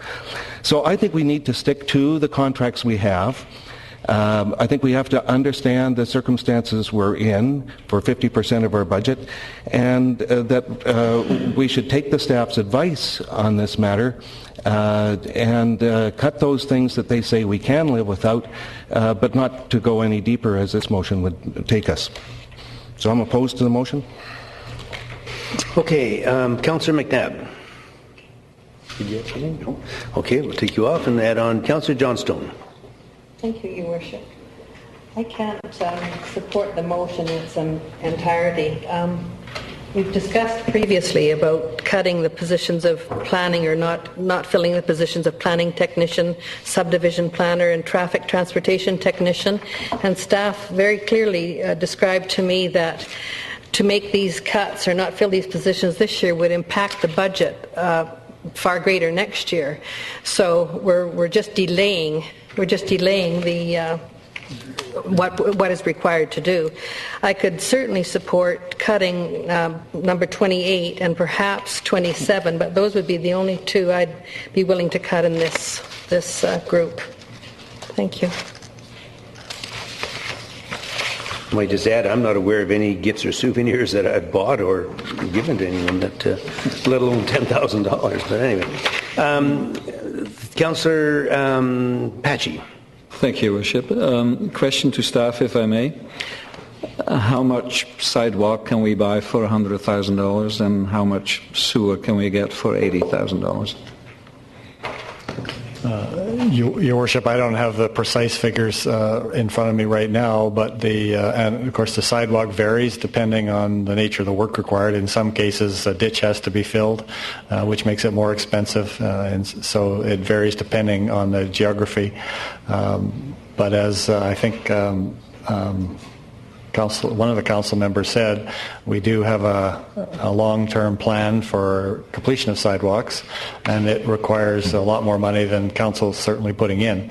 So this will make a long-term program into a very, very long-term program in terms of completion of sidewalks. Oh, and I'm advised that Tom, you're here, so maybe I'll ask Tom to answer the question about how much. Mayor Rattan, I could help you with maybe a little more specifics from what Mr. Kenning has helped you out with. Our sidewalk program currently is about $300,000 per year, and that enables us to do about 2 kilometers worth of sidewalk. We have requests from the community in queue for about 40 kilometers of sidewalk, and so we're looking at about a 20-year sidewalk program. If we drop down to $200,000 a year in sidewalk, which is essentially what the $100,000 cut would do, we would be able to do about 1.5 to 1.6 kilometers of sidewalk. So that just extends our ability to reach to what the community wants to for sidewalk, the new sidewalk program. Okay, thank you for that. Your Worship, if I may have a follow-up on that, and how does that work for sewer replacement, Mr. Hickey? On that one specifically, Councillor Patchy, the $80,000 for next year would impact one project. We'd be postponing the Wall Street project, which is a storm sewer from Comox to Millstone. Essentially what happens in storm sewer is that you would just be postponing the need for replacement. So you would have to return that into the budget at some point, or you would finally get failure in some of these systems. Okay. And then, Your Worship, if I may end up by asking a question to staff. At an earlier Finance and Policy Committee of the Whole, where we've talked a lot about budgets, I did ask at one point what impact a freeze on exempt wages would have with the 1, 2, and the 2.5%. Those were the 3 options that we were given. I have not seen those numbers. And, of course, Mr. Kenning and I and others, I believe, have some outstanding correspondence as far as the transportation issue is concerned. So I just want to make sure that besides these 11 additional possible cuts, I will still have an opportunity to gather those other informations that I'm requiring. Your Worship, the final, even if Council approves the budget tonight and gives it 3 readings without any amendments and adoption at the next meeting, the budget will come before you again in April, May for final approval and setting of tax rates. So Council can make amendments to the budget anytime between now and May. Okay, Councillor Bestwick. Thank you, Worship, for some very interesting points and some good conversation and dialogue. Just a question to staff. If because all these items through to 28 were recommendations for potential to be eliminated or removed permanently or temporarily. And just as it relates to Councillor Holdham's comment about the collective agreement, if the items 21, 22, and 25 were eliminated or included in the potential budget cuts, would we be violating the collective agreement? Your Worship, these positions are currently vacant. We believe that it is an option to continue them vacant. However, I can't guarantee that the union will see it the same way, so there may be some discussions from them on that. So that could end up in arbitration, so I can't guarantee the answer.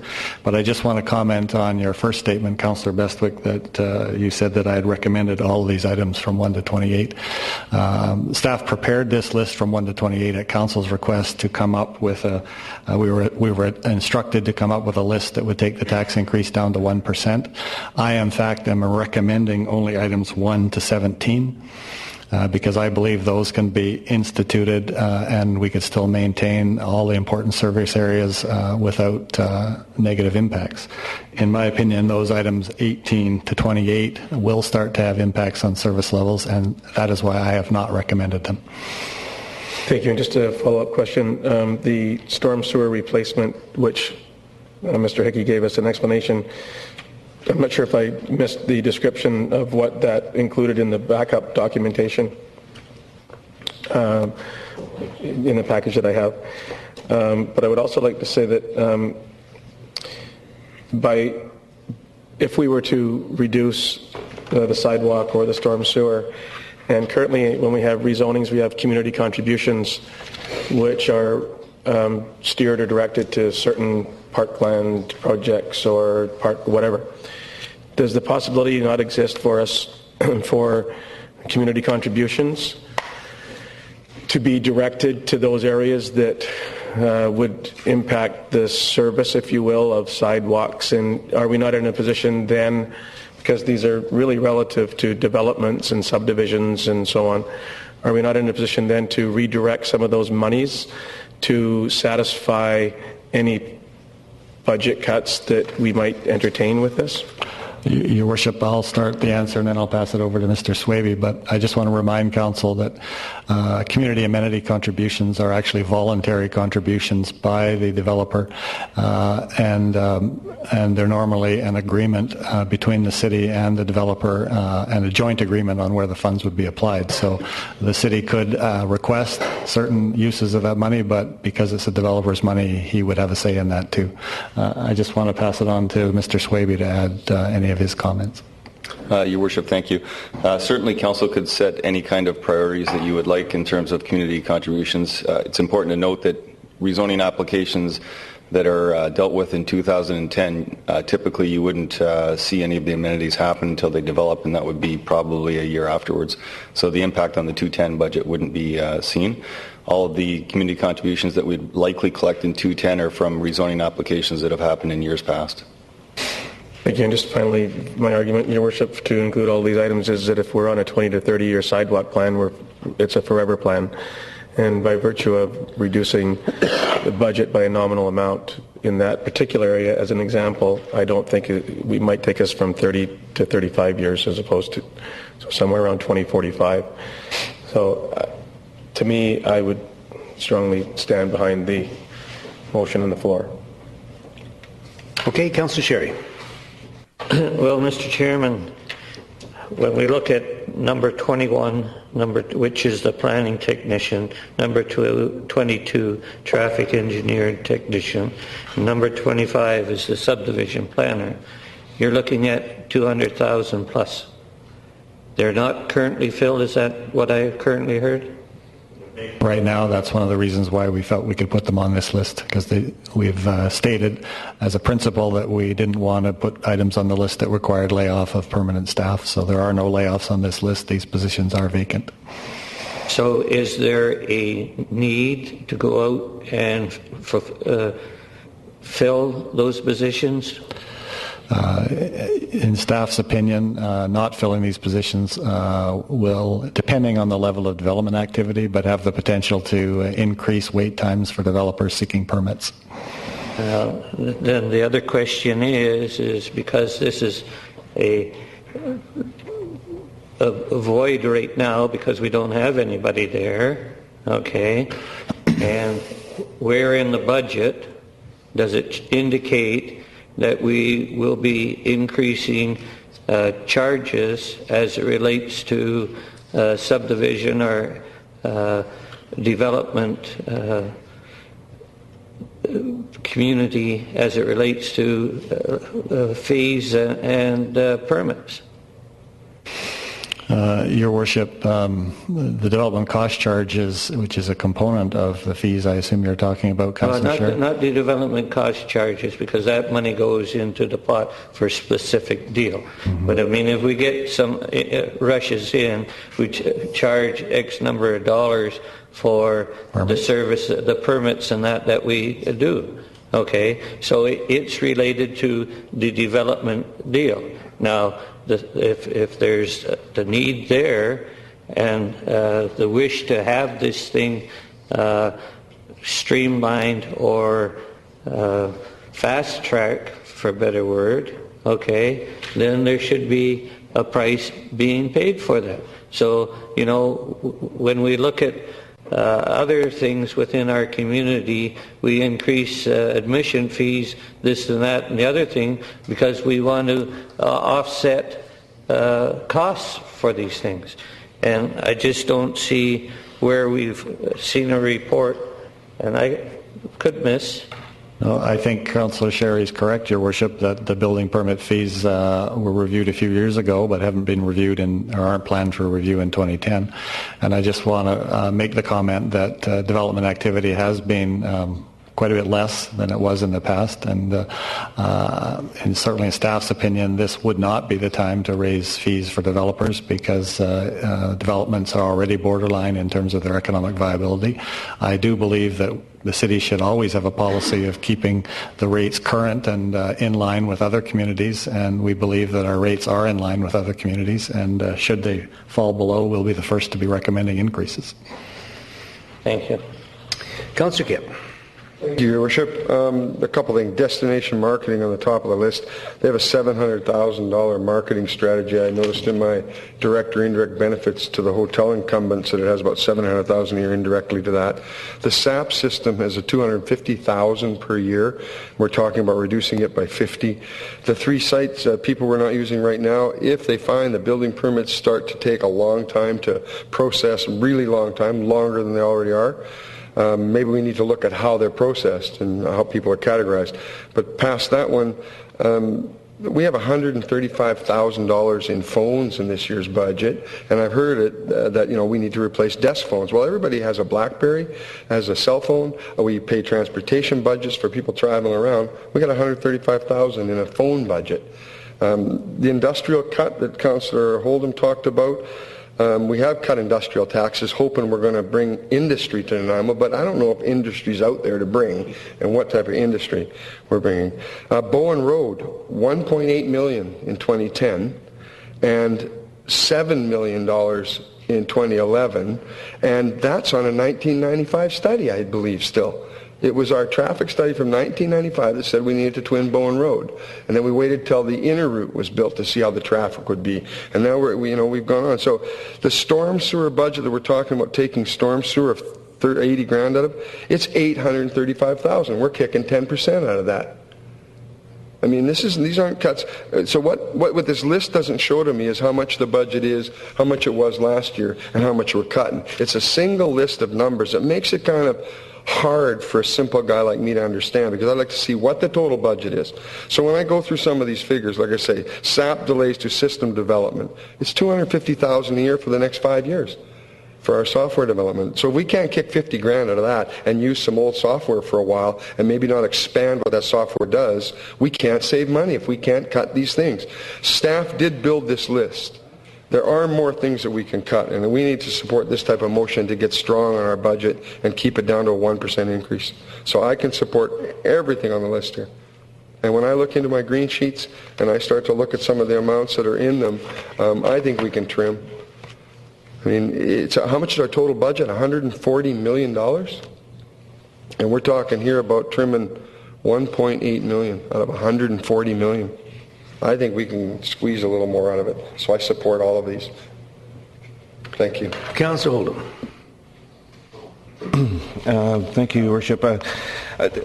This came up some time ago. I wasn't suggesting in my comments that the items on the list had anything specific to do with the contracts, with the employment contracts that we have with both union and contracted personnel, but just that's the context in which we're working. I mean, we already have drivers within the budget that increase our budget by 3 to 3.5% just through the contracts, the employment contracts. And we also have a policy of reducing the industrial tax rate, which impacts residential taxes by another percent. Approximately. So, you know, I mean, that's the context in which these cuts are being made. We're trying to accommodate policies that are driving the budget up, especially for residential taxpayers, and we're trying to do it by nickel and diming through these various areas. Most of these items on this list appear to me to be the kinds of items that are like not maintaining the service schedule for your vehicle. So you can get away with having an oil change at 20,000 kilometers instead of 15, perhaps. But eventually it wears away the engine, and pretty soon you have to replace the car a year or two earlier than you would have if you've maintained the schedule. Same with the roof. If you don't replace the roof after 25 to 30 years, depending on the quality of the duroid or whatever the kind of shingles you've got, you risk the roof leaking, and now you've got a much bigger and more expensive problem than you would before. The storm sewer replacement is an excellent example of that, but most of these are in that category. What I'm pointing out is we have large economic forces in the budget, drivers in the budget, that are pushing it up. By cutting these things, where it's the old expression, you're cutting off your nose to spite your face. If Council really wants to address the budget, they have to address the large issues here, not these nickel and dime ones. Okay. Councillor Johnstone. At 9:30 doctor's appointment tomorrow. I think I'll make it. Councillor Johnstone, you're on. Sorry, Your Worship. You leave these men alone. We're busy. I think what we have to remember is that each department has already made huge cuts, substantial cuts to their budgets.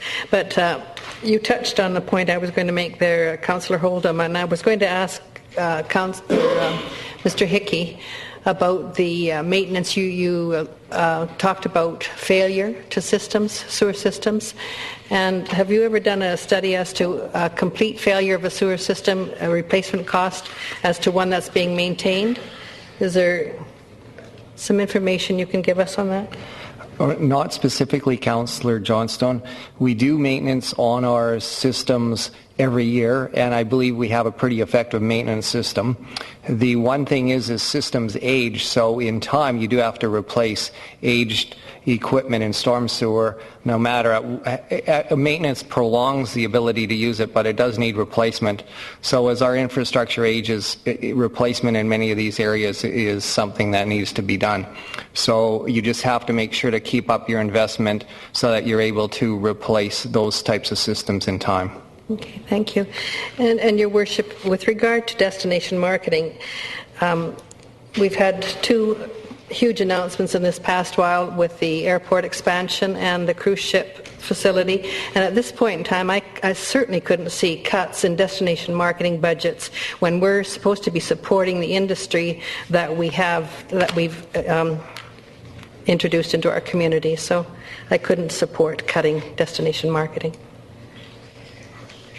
Okay, we have one more question again from Councillor Kipp. I just would like... You're not on?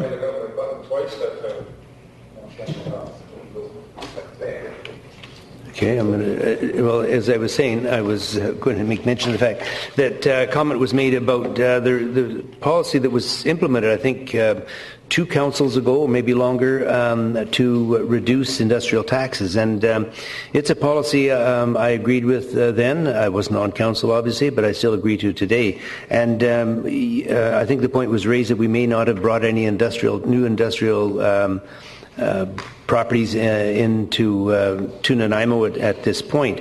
But I think it's significant to remember that the fact that we've reduced the taxes primarily to Harmac has resulted in Harmac acknowledging, I guess, their fiscal responsibility to the city. I was told clearly by Harmac that had we have not gone through a reduction in industrial taxes, they would have gone along with Catalyst and taken an action against the city.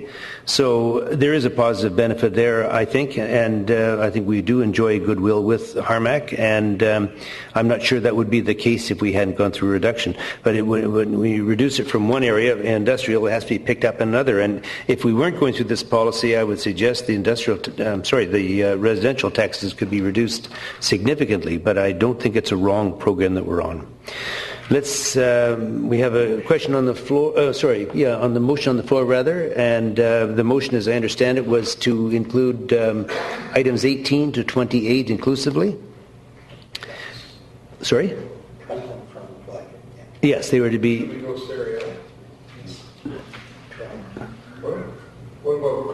Well, no, the motion, we're not debating the motion. Could we have the motion read, please? Your Worship, the motion is to include cuts 18 through 28 to the 2010 budget. Okay. That's the motion. Can we go seriatim? Can I ask to have them seriatim? I think I have right of privilege to ask for them to be seriatim. Didn't you move it? I have moved that we go seriatim. Do I get a seconder? No second? Okay. Your Worship, my point of going seriatim is I know it might take a little time up and we could be here late in the evening, but it would give us the ability to there might be some that we can pass and take out. So, in favor. Okay.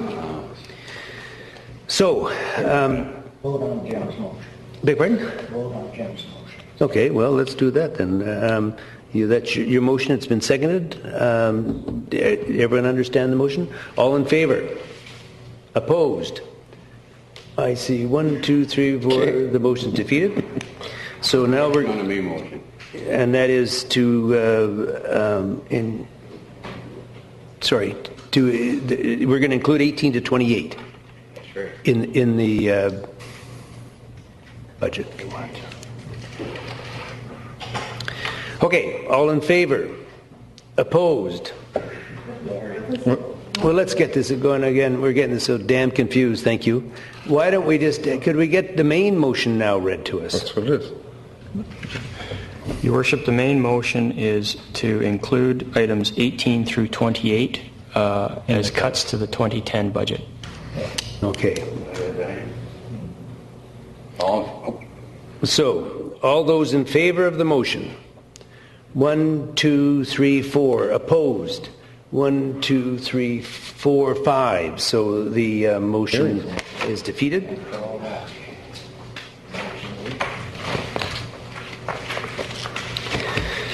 Move the information report to whatever we're at, There is... yeah, I'm just going to see if there's anything. I think there's nothing that anyone has on it. If you want to put it on the floor, moved. Is there a seconder? Second, any receipt of the information? Okay, but I'm going to ask if anyone has any questions related to it. And I was just wondering whether there's any discussion on 12B, but assuming nobody wants to, let's... Okay, all in favor? Opposed? Carried. Reconsideration of bylaws. Sorry? Now what? Okay, we've received the information on the items. Now here's the question. Chairman. I think that it would be prudent for staff to give a report or read Mr. Churchill's information item as it relates to dog licensing so that the general public has an idea of, if somebody knocks on their door, what it's all about. Your Worship, I'll ask the staff to read the executive summary. Please. Yes, Your Worship. Coastal Animal Control Services was awarded the animal control contract for the city beginning January 1st of this year.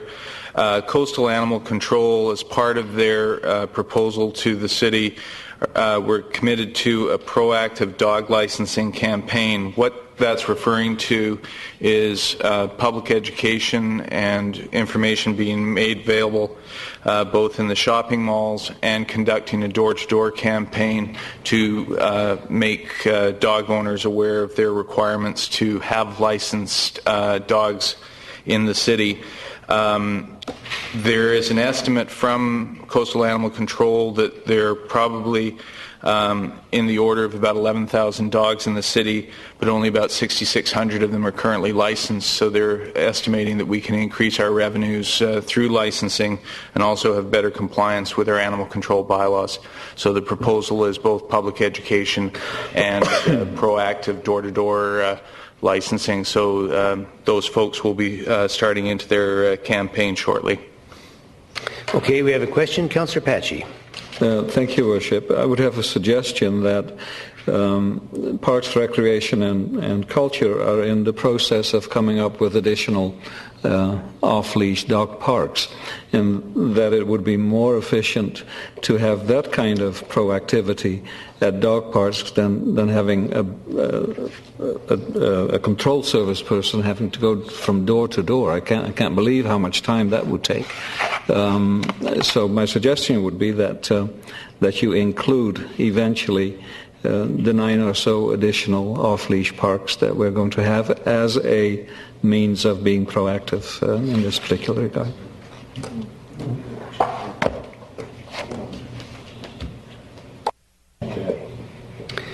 Okay, thank you very much. Councillor Kipp. Your Worship, through the staff, is there an increased cost in the contract for them door-to-door or nothing? Do we expect that eventually they'll say there will be a cost? Like sometimes, you add a feature and then all of a sudden you pay for it, or you get the first 3 months free and then there is. I always believe that somebody adds something, they're going to find a cost to it. I can't believe they're doing it for free. Your Worship, staff is not aware of any increased costs. This was actually part of their bid proposal to win the contract, so that they're following up on what they promised and committed to doing as part of their contract. Okay, so they're going to go further to that. They're going to go door to door. They want to collect an extra 5,000 licenses. That's $10,000. Your Worship, they're not anticipating they'll collect all of or be able to secure all of the unlicensed animals. They were successful in Ladysmith with this program. They undertook a similar program. So we're leaving it up to them to carry it out, and we'll evaluate it after the year and see how they do. Thank you. A dog license is $25. 25? 20 if you pay early or not? 20 if you pay early, but they're going to miss that. Councillor Holden. Be a lot, $100,000. Thank you, Your Worship. I know this doesn't have anything to do with the motion, but Councillor Padgey mentioned that there was 9 off-leash dog parks being proposed. When does that come to council for consideration? It's coming before the Parks Commission next Wednesday, I believe, and then it will come to discuss. Okay, so it is coming as a recommendation. Good. Thank you. Okay, Councillor Unger. With these people going door to door, are they on any commission for every license they sell, or what's the incentive for them?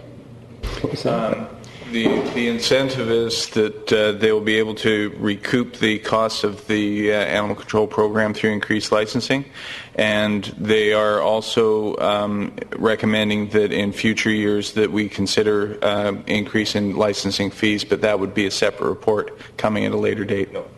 Also, Your Worship, there is no commission at all. This was how they were awarded the contract. This was part of their bid proposal, and so they have to perform based on what they offered. Okay.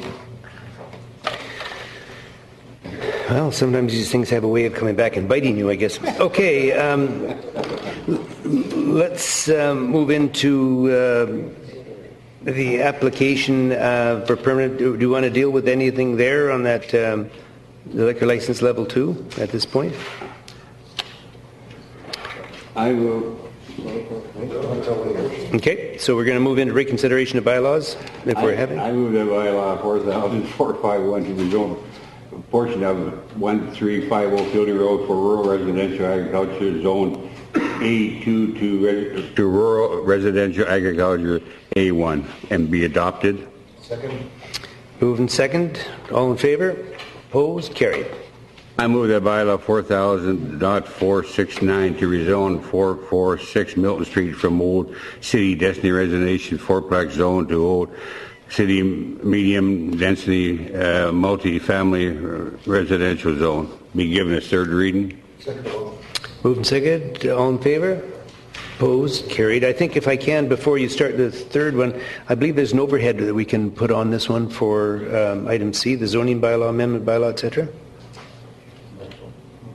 I move the bylaw 4,000.470 to rezone 3 Leam Road from single-family residential zone to multi-density family, multi-residential subdivision zone to facilities construction of a multi-family residential development.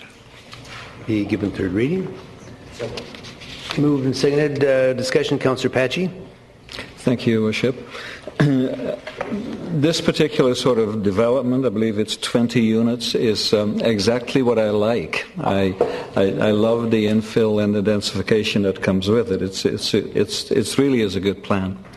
However, having said that, I have severe problems with access with the lane, and until that gets resolved in a much better way than what I've heard so far, I shall not be supporting this.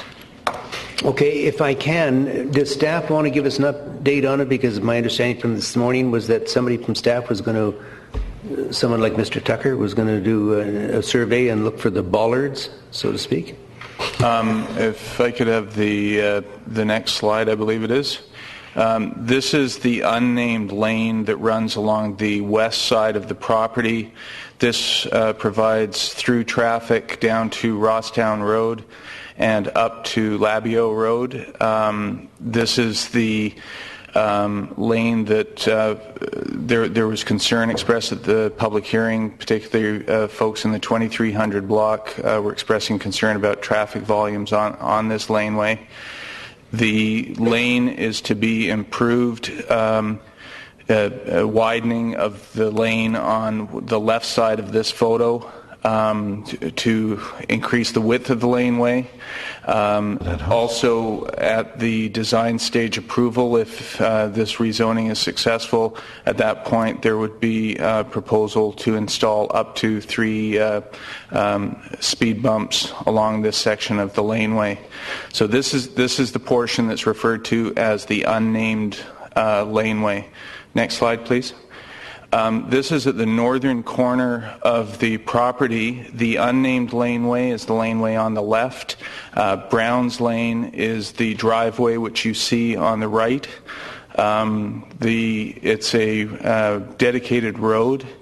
There was a suggestion by one of the speakers that it was park. That's not correct. It's a road.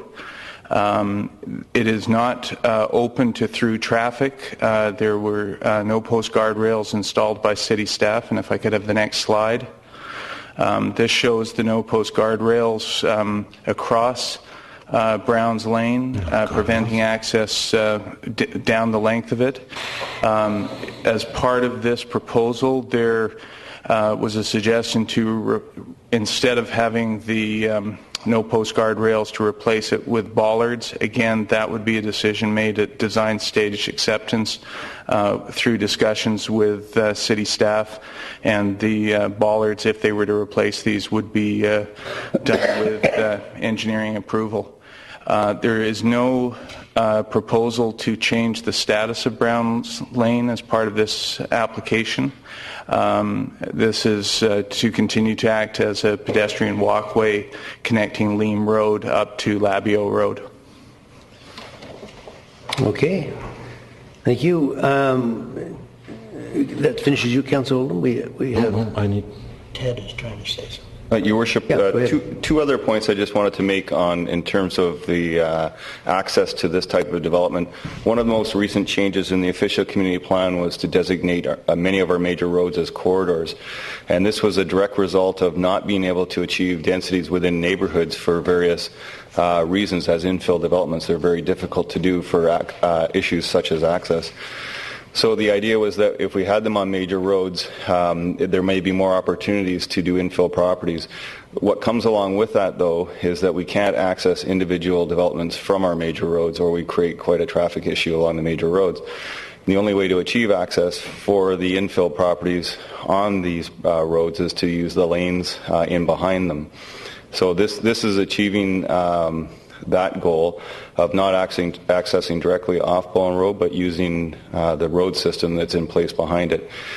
We did receive a traffic study as part of this rezoning application, which evaluated the traffic that would be generated by the development, and there was no serious concerns registered at all by the professional that did the traffic study for this project.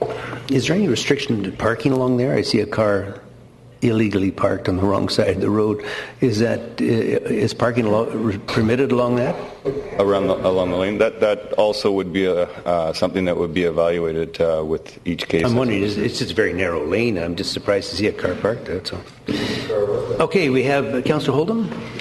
Yes, thank you, Your Worship. My concern's the same or similar to Councillor Padgey's. I like this development. That's exactly what the official community plan calls for.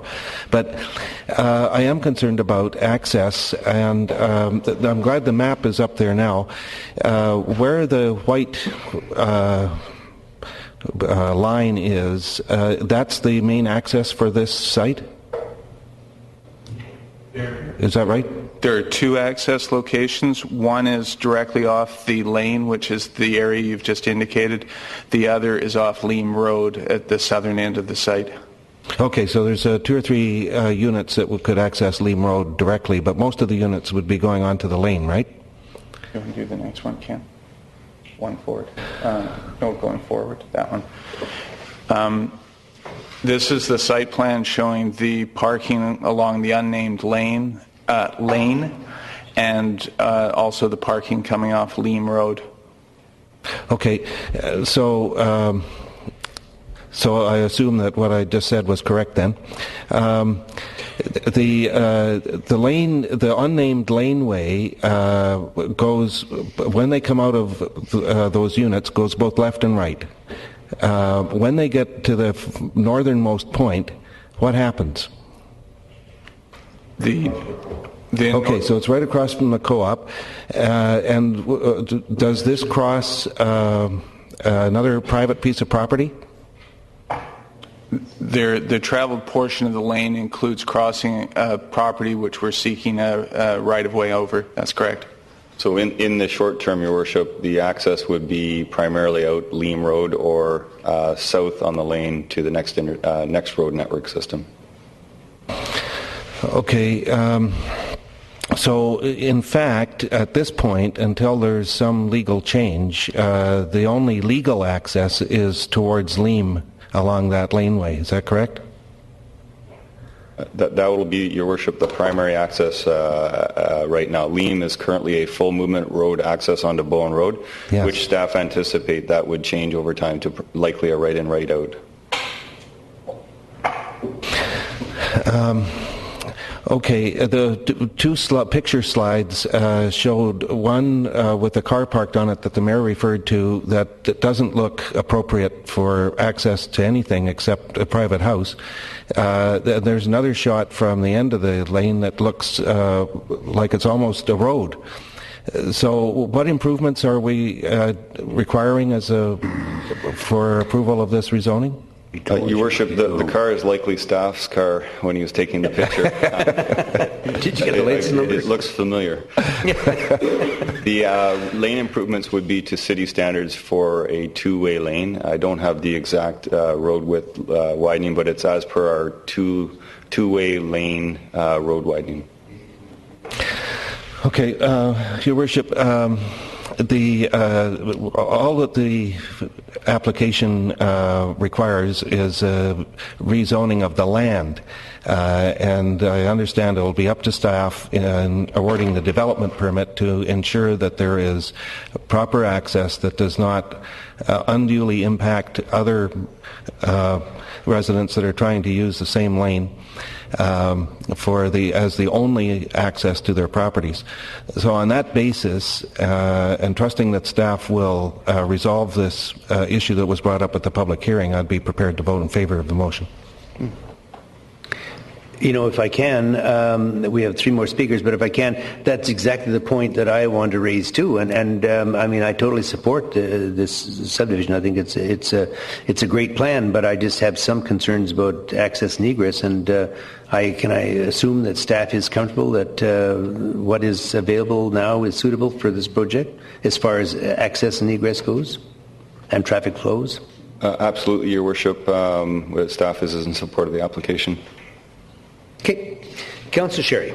Well, Mr. Chairman, when one looks at this drawing on the board here, and I'll take at the top of the triangle there, it shows a building. Now, does that meet the side yard setbacks on both Brown Lane and the unnamed lane? Your Worship, I don't know the answer to that. We will... But the concern that I have, because when one takes a look at not only the drawing or the schematic, I'll say, before us, and taking a look at the piece of property, okay, I can support a development on that property, provided that there's no requests for relaxation with any side yards, front, back, side, or wherever on there. Because when one looks at the positioning of the little boxes there, I mean, even the one on Leam Road, which is at the base of the triangle there, and you're looking here, that doesn't appear that it's going to be able to have the required setbacks from that front road, because what is it, 15 feet or 25 feet is the front yard setback? I mean, yeah, it's on the side of the house or whatever, but I mean, you need to address those. And as I say, if we're not giving any relaxation on any setbacks at all, I could support it. But if it's going to be requiring that we're going to have development permit variances for the thing, then I have concern.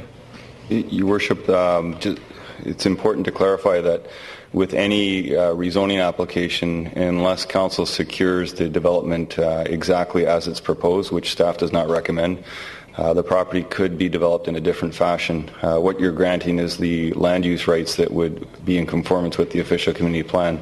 This is an unusual lot, and it's very difficult to make judgments on setback relaxations with full design drawings that are provided at a development permit stage, and that's typically where we would evaluate and recommend or not recommend the variances that the application is proposing. But Mr. Swaby, if I may, Mr. Chairman, once you give approval for a multifamily zone on there, then if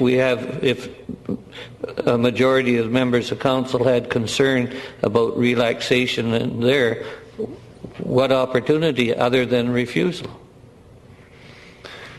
Your Worship, if the setbacks that end up coming forward as part of a development application in the future are excessive and the development permit is required to be approved by council, council would have the authority to turn down the application at that time. Thank you. Thank you. Councillor Patchy. Thank you, Worship. Just 2 quick questions to staff, if I may. I do seem to remember reading somewhere in the report that the widening of that lane, the unnamed one as well as Brown's Lane, would be 0.8 meters. Am I correct in that? That's right. Yes. In order to make it so that's about this, roughly. Okay. In order to do that, is there any requirement for expropriation of anybody's property? If there's land required on this property, it would be a requirement of the rezoning application that they provide it as part of the application. In all likelihood, as development occurs on the other side of Browns Lane, the same issue would come up, that we would likely need some land off of that developer, and we would negotiate it as part of their development application. What about the most southern part of this unnamed lane that goes to Russ Road? Your Worship, that property we have, as Mr. Tucker indicated, been actively over a number of years trying to pursue a legal access. We've been unsuccessful. That property is currently utilized and zoned as single family. It has a much higher use through the official community plan in terms of future land use, and we would anticipate in the future being able to achieve that if we're unsuccessful in negotiating a right-of-way at this point. Okay, and then a final comment again, Your Worship. I agree with Councillor Holdham about the desirability of this, but I really don't believe that you can separate the two, and you can't have one without the other, and I'm still having problems with it. Thank you. Okay, Councillor Bestwick. Thank you, Your Worship. Many of my questions have been responded to. The lane that we're making reference to, improving, upgrading, widening, it won't run, the improvement won't run the total length of that lane. Is that correct? You're correct. It would just be for the frontage on the property. However, if we're unable to achieve a safe turnaround on the lane, then we would look for other ways to achieve that as part of the design.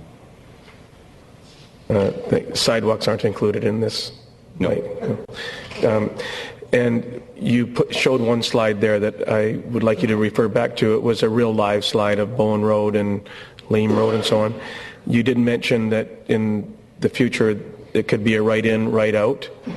I would, and whoever the traffic consultant is, I would strongly encourage, because of the speed and the volume of traffic on Bowen Road, particularly in that location, and especially at event time, may be considered to be a condition to make that a right-in, right-out.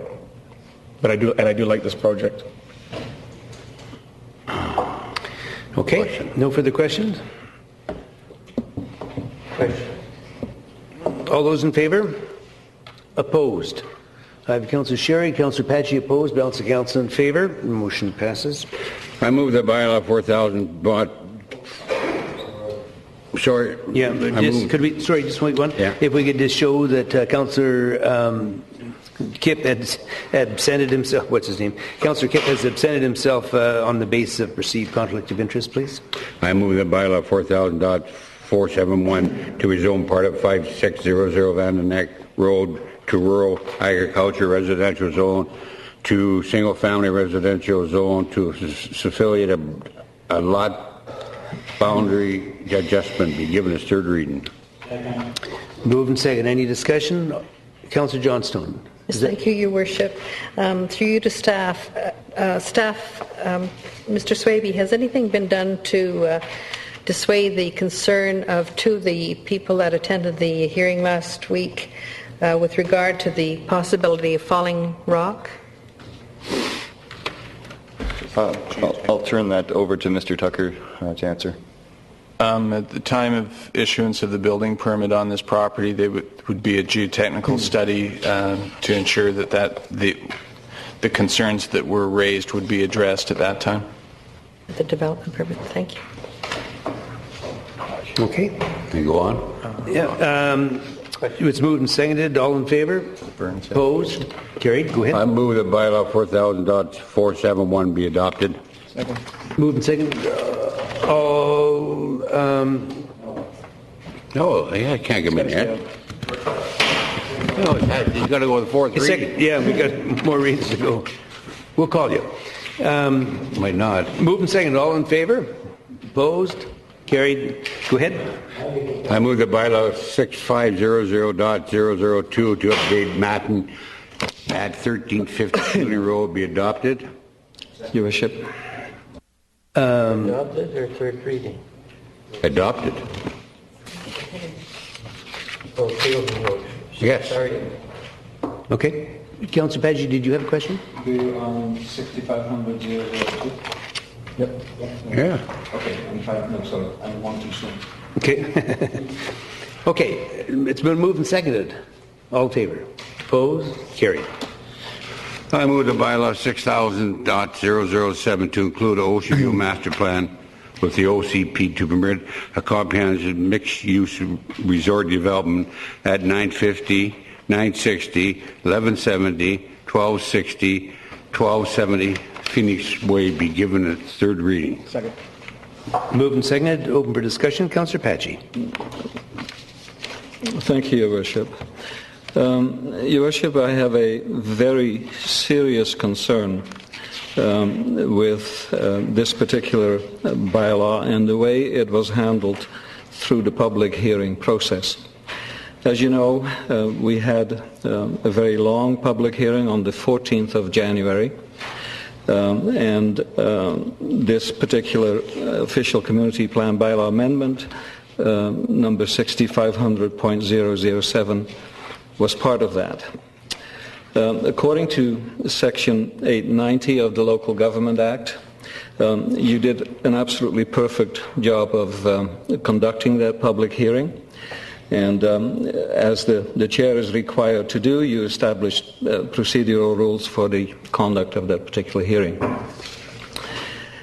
That meant that at the end of every bylaw that was being considered, you asked the people present 3 times if there was any further input, and after that was done, you cut it off.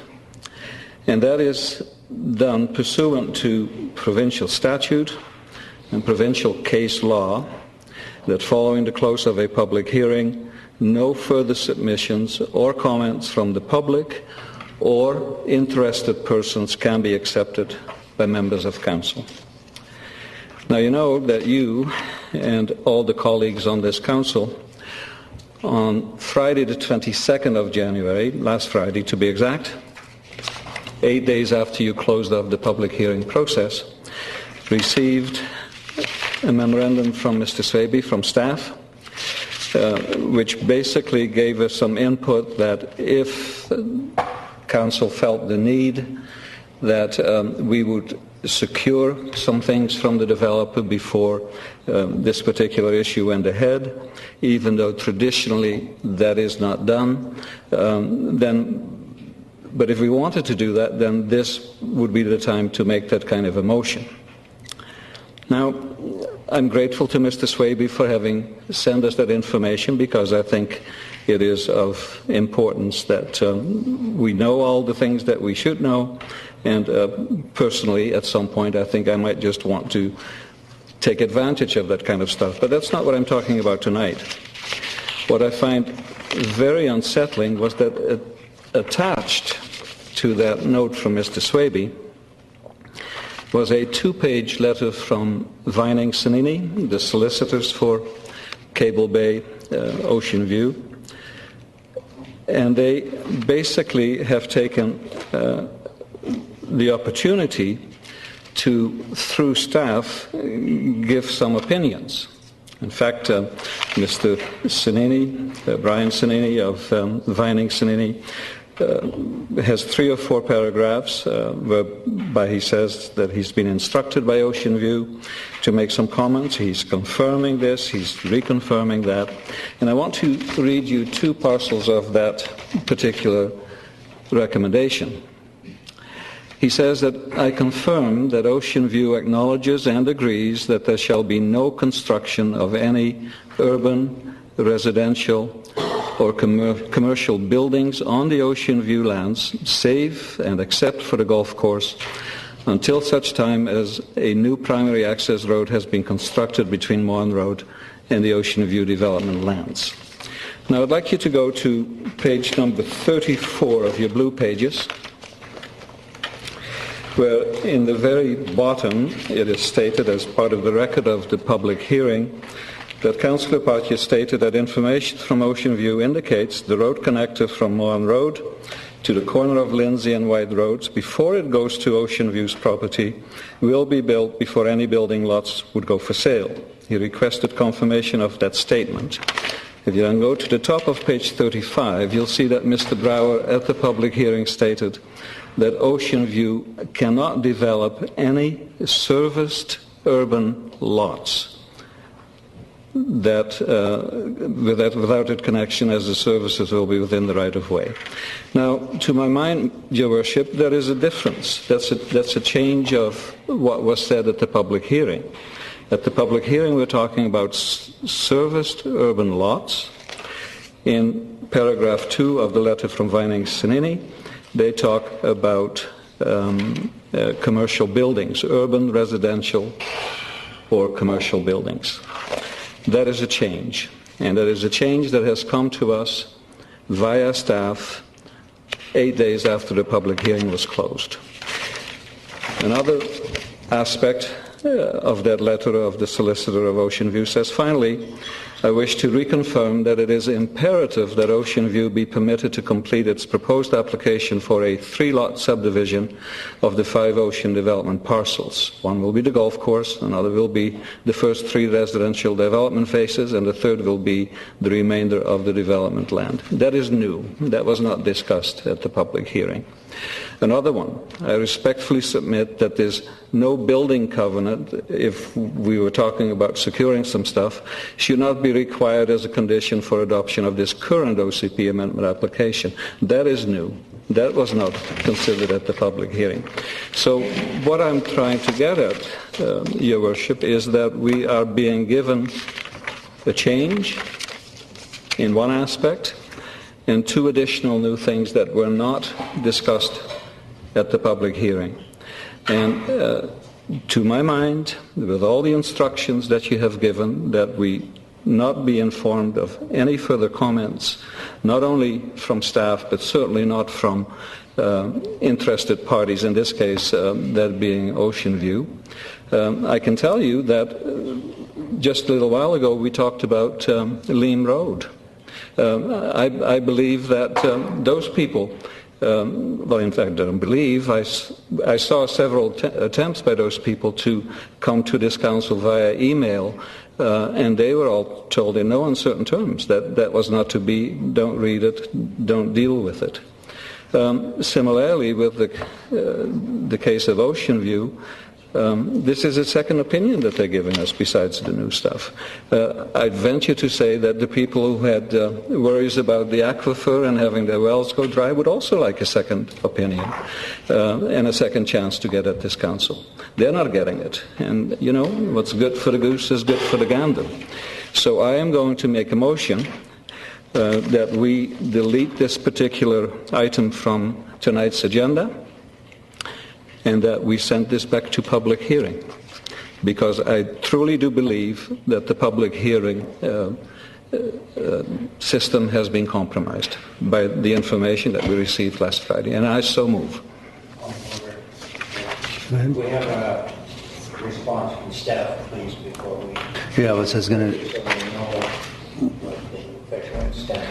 Okay, Mr. Swayze. Thank you, Worship. In staff's opinion, it's perfectly okay for council to request clarification on issues that are raised at the public hearing. This was one such item. In staff's opinion, what the applicant has provided is completely concurrent with what he proposed at the public hearing, and we don't think there's been any violation in new information. I add to that staff tonight supplied additional information and clarification related to Liam Road, and we believe that fits the same criteria that previous litigation has given, has verified that staff can provide the clarification on rezonings after the public hearing. Okay, we can come back to Councillor Paggi. There's 4 other speakers. Do you want, or is it important that you deal with it now? That may be well, and as I explained, I have no problem with the communication that we received from staff. I do have a problem with the addition of the letter from Vining-Sanini, which truly, in my mind, added a difference from what was expressed at the public hearing. And when you talk about giving us additional information about Liam Road, that certainly was not accompanied by further information from the developer, so that doesn't wash. I'm sorry. Your Worship, I was specifically referring to, I believe that my recommendation is that the letter that was provided by the applicant is concurrent and does support what was provided not only at the Plan the Nanaimo Advisory Committee but at the public hearing, and was asked for as a final commitment on verifying how and when those commitments would be undertaken, but they are completely, in my mind, as was stated by the applicant. Okay. Any follow-up on that? Well, yes. There's some other speakers, and then can we get back? Because I think all the other speakers are on the same subject too. So, and then we'll come back. Councillor Sherry. Well, Mr. Chairman, I have to concur with Councillor Paggi, because the public hearing was cut off close to 11 o'clock, and this matter comes before us on the Friday through email. And I think we're setting up two standards here. A staff information or a question to staff on something requires a staff response, not the solicitor response a week later after the fact. On the Friday, it was the previous Thursday, and the question was asked on that night.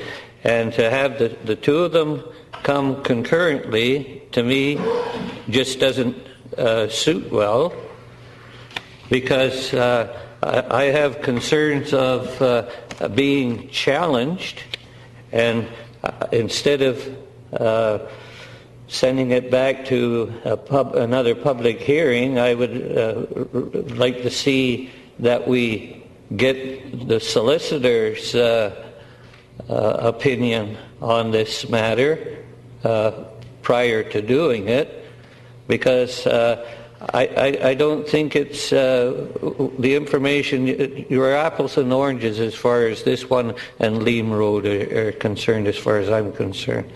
And it doesn't give the opportunity of the general public the opportunity to come back, because we also received information and requests from other people as it relates to other items that were on that agenda and through that public hearing, and it was boldly stated that the public hearing is over, we're not allowed to have any information.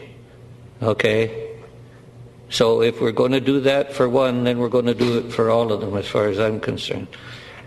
Just, if I can, Mr. Swaby, to you, just for clarification, the letter that was received from the lawyer, was it addressed to mayor and council, or is it addressed to staff?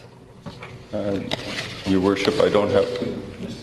It's addressed to myself. I'm just for clarification. That's and just, Your Worship, while I have the opportunity, the case law, it's not a Local Government Act requirement. The case law has determined that new information can't be received by either the applicant or any party. Staff does not consider this new information. This is the same information that was provided. So we shouldn't have read Zani's letter.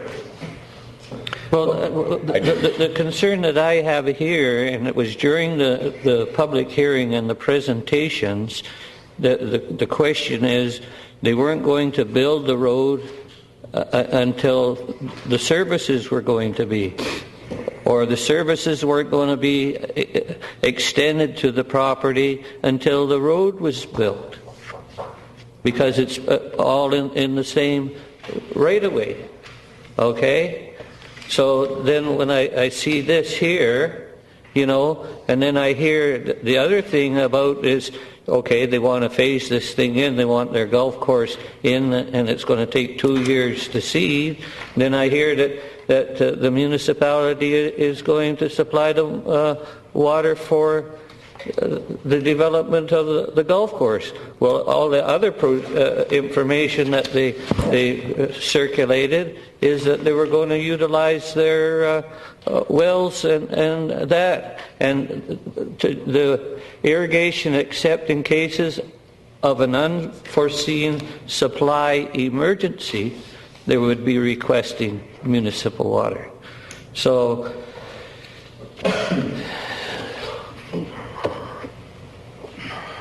Okay, I have the following. I have Councillor Holdham, Councillor Unger, Councillor Johnstone, Councillor Patchy, and Councillor Beswick, and we'll start with Councillor Holdham. Thank you, Your Worship. This issue has come up before, and on the previous council, actually, and staff advised us at that time that we had received information on another issue after the fact and after the public hearing, and that we did have to go back to public hearing, as I remember. But it is in staff's view that in this time that the information we received was consistent with what was said at the public hearing, did not add anything material. Is that correct? Your Worship, that's correct. In fact, staff should not be providing any new information to council that wasn't already understood through the public hearing as well. We are clarifying. We can clarify information for council, which we did, and we also attached a letter from the applicant which stated exactly the same message that staff was providing and was consistent with what they presented at the public hearing. Okay. At the public hearing, staff did refer to something called the phase agreement, or agreement. Phase development agreement. Phase development agreement that would follow, and in fact that was part of the applicant's presentation as well, I believe. And I just want to understand exactly what that covers. Does that cover how all and any of the development taking place on that site would be phased, or just the residential and commercial portions? Mr. Tucker? Your Worship, just to explain phase development agreements, the phase development agreement covers the servicing and the phasing of the project, so that what pieces of infrastructure are constructed in order to support each phase of development. That's adopted by bylaw. It's a separate process, and is the next step that we're moving into as this moves through the approvals process. And it also requires a separate hearing, and it will be considered concurrent with the zoning of the property. It lays out both the infrastructure, the number of units that would be developed at each phase, any community contributions, any community amenities that are provided, and it's in place for a period of 10 years or up to 20 years, particularly a project of this scale, like we will be probably recommending to council that we adopt it for a period of 20 years, given the length of time to build out. Okay, and will that be coming to council for ratification or decision or public hearing or anything? By bylaw, that's correct. The phased agreement, yes. Phased development agreement has to come forward. Okay, so it would cover such matters as if the first development to take place on the site is the golf course, then it would reveal how that was to be serviced, both the construction vehicles, how they would get on the site, and how the water would be supplied. Is that right? That's correct. And is it the staff's understanding that that water would be supplied for the golf course? I understand to establish the irrigation needs of the golf course, they are talking about purchasing city water for the irrigation to establish the course. By truck? I believe so, yes. Okay, but this is all something that would be covered under the phase development agreement in any event. And we're just starting into those discussions at this point. We don't have all the details at this point. Okay, do we have a motion on the floor, Your Worship? Yes, bylaws on the floor, number 6500.007. That's the bylaws on the floor. Was Councillor Padgey's motion for a third reading? No seconder for his motion. So Councillor Padgey's motion is not on the floor? No. He never got a seconder. Okay. I beg to differ. No, I think you did. So, I thought you said. yeah. Well, let's just go through all the people who want to speak, and then we'll try to find out where we are. Because by the time we get through the list, you'd be more confused. And in the meantime, if staff could just find out what the motion is and where we are, it would be beneficial. Unless we get a definitive answer now. Your Worship, staff were unclear whether there was a seconder for Councillor Patchy's motion. Okay. Did you second? I seconded. Okay. Okay, so that it was moved and seconded then. But Not voted on, but it was moved and seconded to get it on the floor. Yes, it is. Okay, now let's go into Councillor Johnstone. So, Your Worship, It would be in this instance, I agree with my colleague, Councillor Padgey, in that I believe this should go back to public hearing. In my view, the letters that we received from Mr. Sinini further cemented the fact that I do want to vote in favor of this bylaw. I was concerned at the time that the roads weren't going to be addressed properly, and that was at the public hearing. That wasn't made clear to me that it was going to be definitely addressed and that it was going to be legal and binding. And I really feel that it should go back to public hearing to give others the opportunity to speak against the bylaw if they so wish to. As far as I'm concerned, it made me want to all the more vote in favor of it. But if Councillor Padgey feels it should go back to public hearing, I endorse that. Okay. Councillor Padgey, you're next. Thank you, Worship. Well, thank you, Councillor Johnstone, for that support. From the previous speaker, there was a lot of talk, but I just want to get back to the basics. Mr. Brouwer, at the public hearing on January the 14th, states that the connector will be built before any, because serviced urban lots cannot be constructed without it. Serviced urban lots. The solicitor says that there shall be no construction of any urban, residential, or commercial buildings, safe and except for the golf course, until such time that that connector is built. Those are two entirely different things, no matter which way you look at it. And that is my point. That, to my mind, invalidates the public hearing. This is different. It's not what was stated at the public hearing. Okay, maybe at this point, could we just get a comment from staff on that?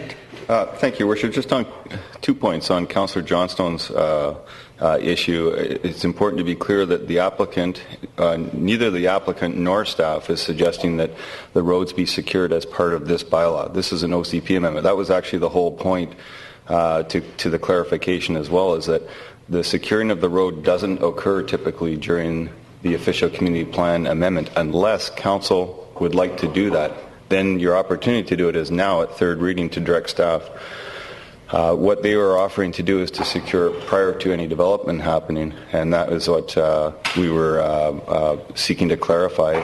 And we believe that in staff's opinion, what they are proposing in their letter is identical, that any development means any development as part of the resort center development. And that would be brought up at the OCP hearing? That would be secured prior to the development of the land. Sure. Okay, Councillor Beswick. Thank you, Worship. Just a question to staff and then a couple of more comments. Fundamental to this application is that the developer from day one has committed to providing site services, which includes water. Is that correct or incorrect? And in view of the fact that this is a multi-year, multi-decade potentially, more than one I guess is multi, and this is a massive comprehensive project that has always included 3 forms of phased build-outs, if you will. There's never been a suggestion in my mind that there was one before the other or the other before the one. But what we do know is there's a golf course, that there's residential, and that there's commercial residential that will form part of this, will form this project upon its 100% build-out. Is there something that's missing out of those 3 build-outs that I don't know? Your Worship, no, not that I'm aware of. Fine. So with that said, if there has been a technicality malfunction with respect to information that has been presented or provided. Fundamentally, this has not changed to me in the information that we've been received and provided right up until the Friday letter that seems to be compromising this application. To send us back to public hearing on that, I would feel very uncomfortable given the fact that staff have indicated, and I am assuming that we've referred this matter to our solicitor, we have not, that our opinion of this transaction of information is or from what you're saying, telling me, is not in violation of the applicant's intent. Is that correct? Your Worship, unfortunately, we weren't aware that there was a concern by Councillor Paggi that this existed until now, so we have not talked to the solicitor, but my opinion is that it doesn't cause a problem. So with that professional staff's advice on this particular item and topic, and I won't be able to support the motion to refer this back to a public hearing. Okay, thank you. Councillor Kipp. Yeah, Your Worship, on the referral, my questions, most of them are asked at this point, but I have a concern that there could be a point raised and it would flaw the whole process up to this point. We do have a motion on the floor now, don't we? Yes. I'd just like to address that motion. We have two motions on the floor. No, basically you're correct. One is moving the third reading. The other one is a referral back to public hearing. And just a question, is there normally debate on referral? Yes? Yes. Okay, tabling, there's no debate. Yeah, okay, thank you, that's it. Councillor Unger. You finished? Yeah. Thank you, Your Worship. To my mind, staff have clarified what we received and that there was no new or additional information, just a reinforcement of the information that was received at the public hearing. And when they tell me that there was no violation involved, I have no problem supporting the third reading of this bylaw. Thank you. Councillor Paggi. Thank you, Worship. Well, I'm almost starting to believe that some of my colleagues cannot read. There are two differences. No matter which way you try to talk it away, you can talk about the development phase. That's not what I'm about tonight. I'm talking about the integrity of the public hearing. That has been compromised. And if that is not important to you, then I don't know what is. It is a compromising of a democratic process.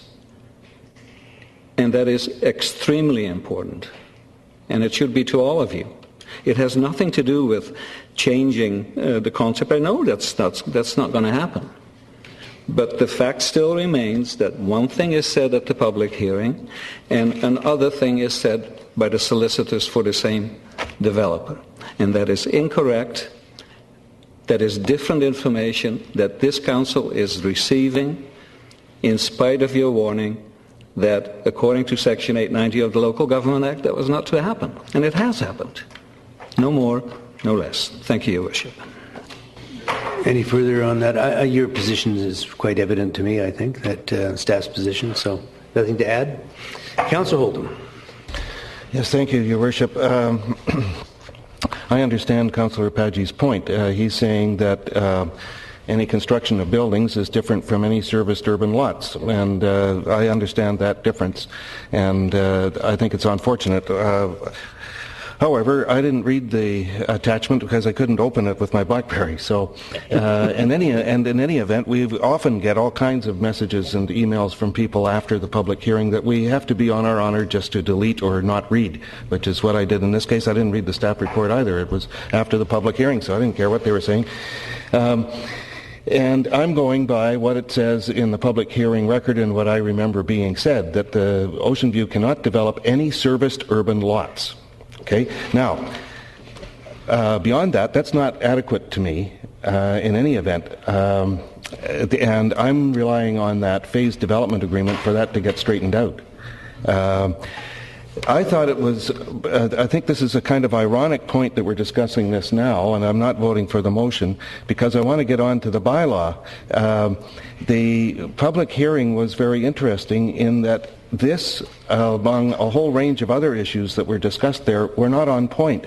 The only issue, the only question that was important at that public hearing was whether or not the master plan satisfied in all substantial respects the definition of resort center designation under the official community plan. That was what we were trying to that's what we were having a public hearing about. We weren't having a public hearing on how the development was going to be phased.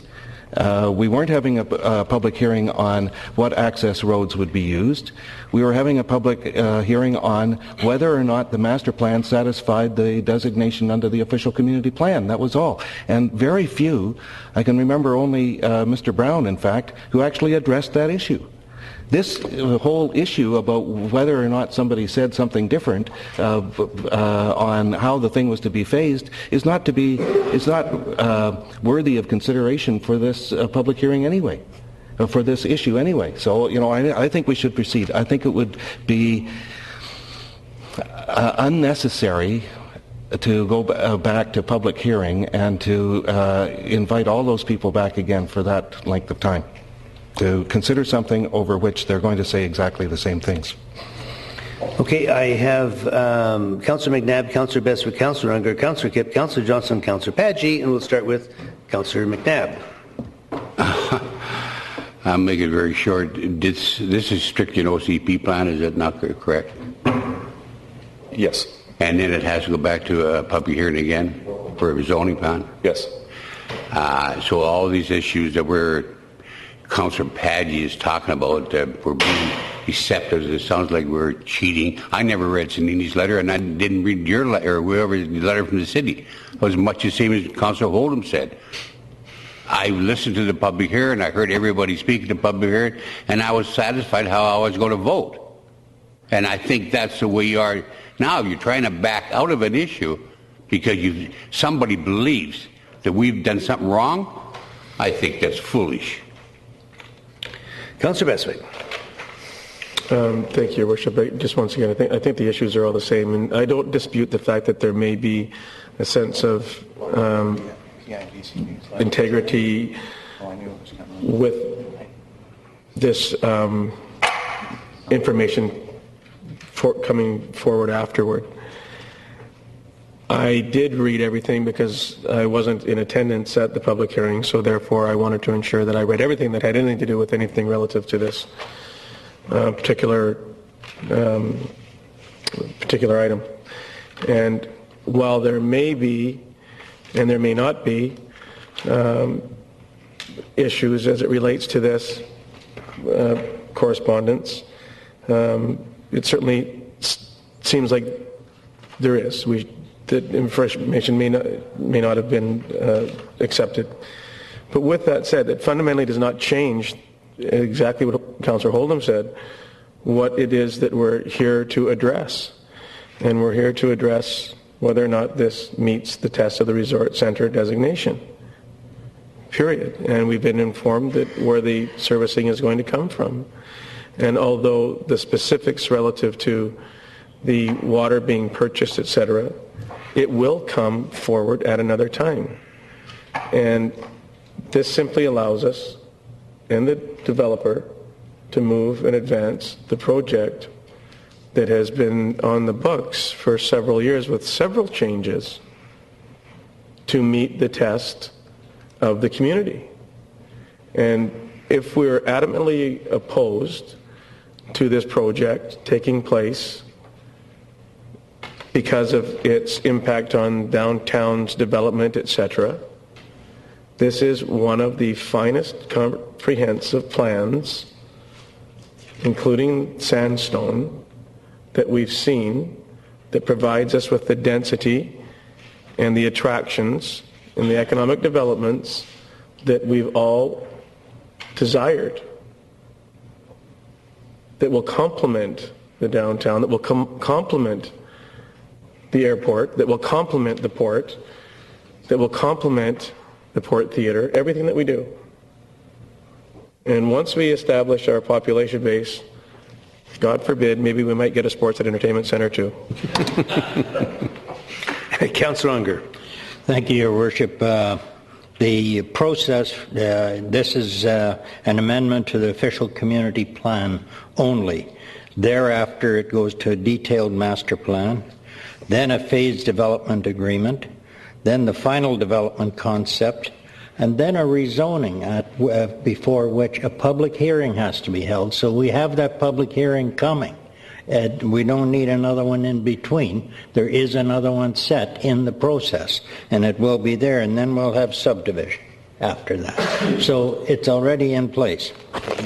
This is okay. Yeah, I know. Yeah. Thank you, Councillor Kipp. Yeah, Your Worship, just through one remark about the road, it does concern me that road isn't going in. There's going to be 2 years of construction on the site for a golf course, and that road is hugely important to the people. We heard traffic complaint, and I think under a phased development, although I know staff doesn't agree to covenants during OCP, but traffic's a huge part of this development, one of the biggest concerns. So I don't know if we can, in phased development, land that road, but I'd strongly suggest.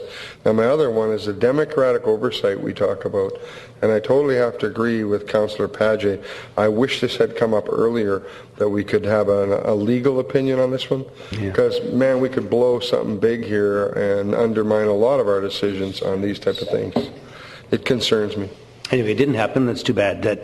Councillor Johnstone.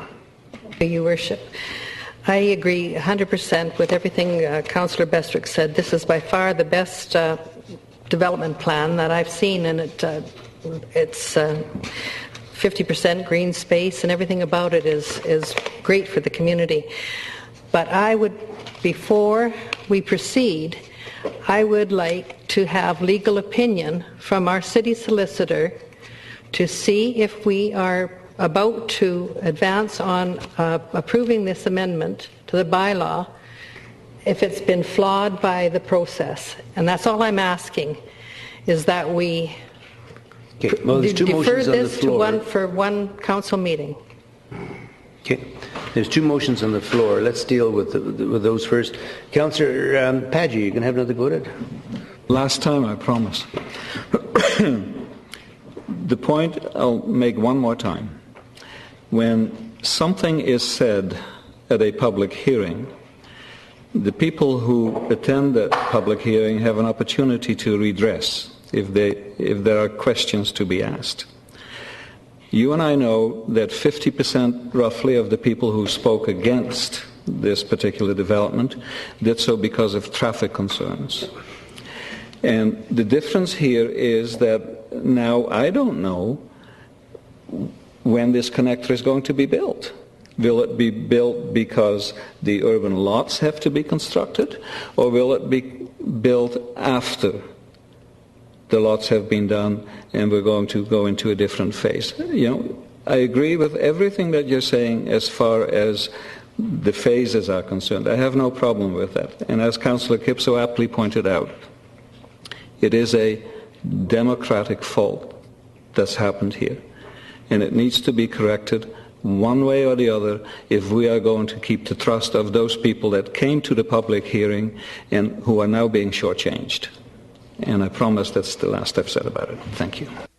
Okay, well, I just want to say, shortchanged in your opinion, Councillor Padgett, because staff has a contrary position, which you've already heard, and they feel that what they have done and the information they provided was within the realm of what they were entitled to do. So, okay, I appreciate that. Okay, the motion now we'd like to have, if we can, from Mr. Howard or whoever.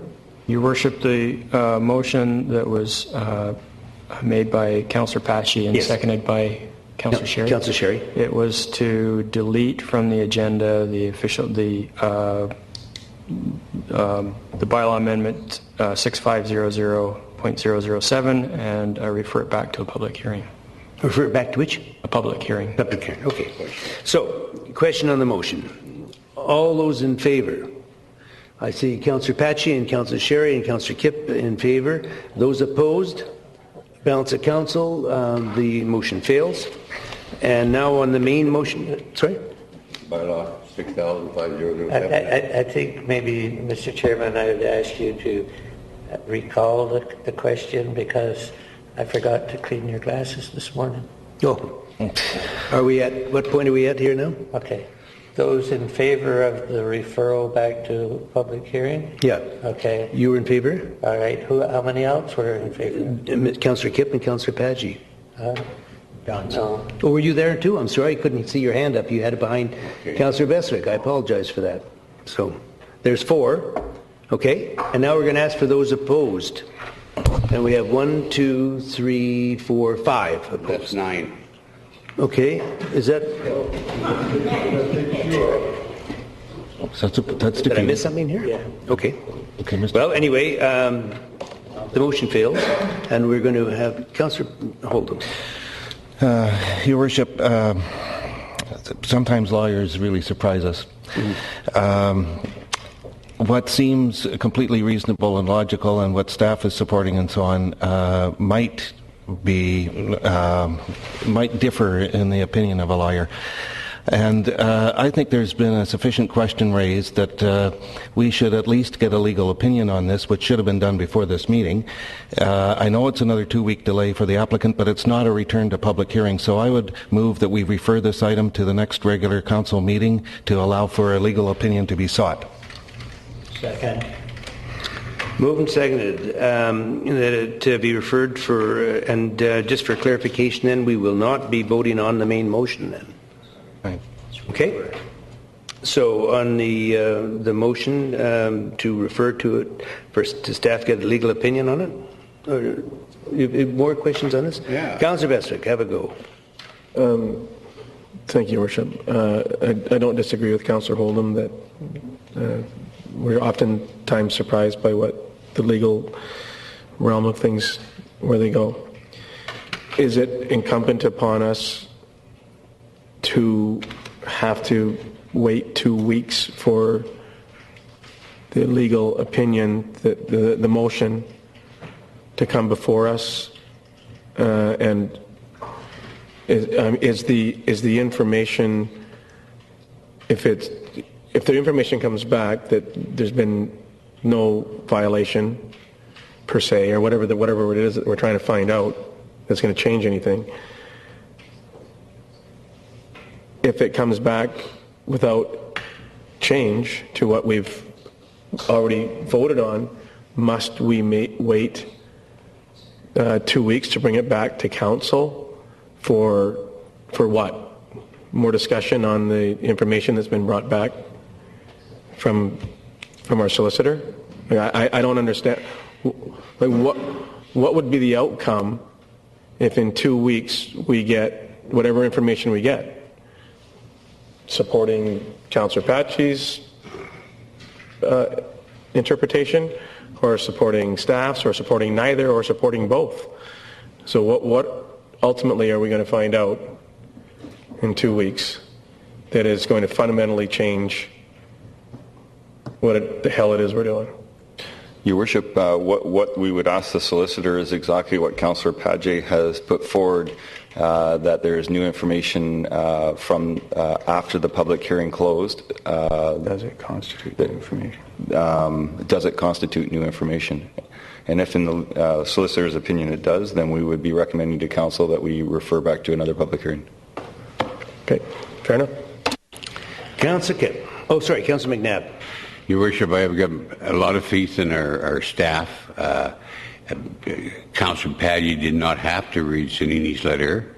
This thing has been going on for 4.5 years. The application must have spent at least $5-6 million on this project, and we're going to delay it more. It still goes back. We still comes up to another public hearing. Thank you. Councillor Kipp. Well, that's my concern, Councillor McNabb. It has taken 4.5 years, and what's 2 weeks in 4.5 years?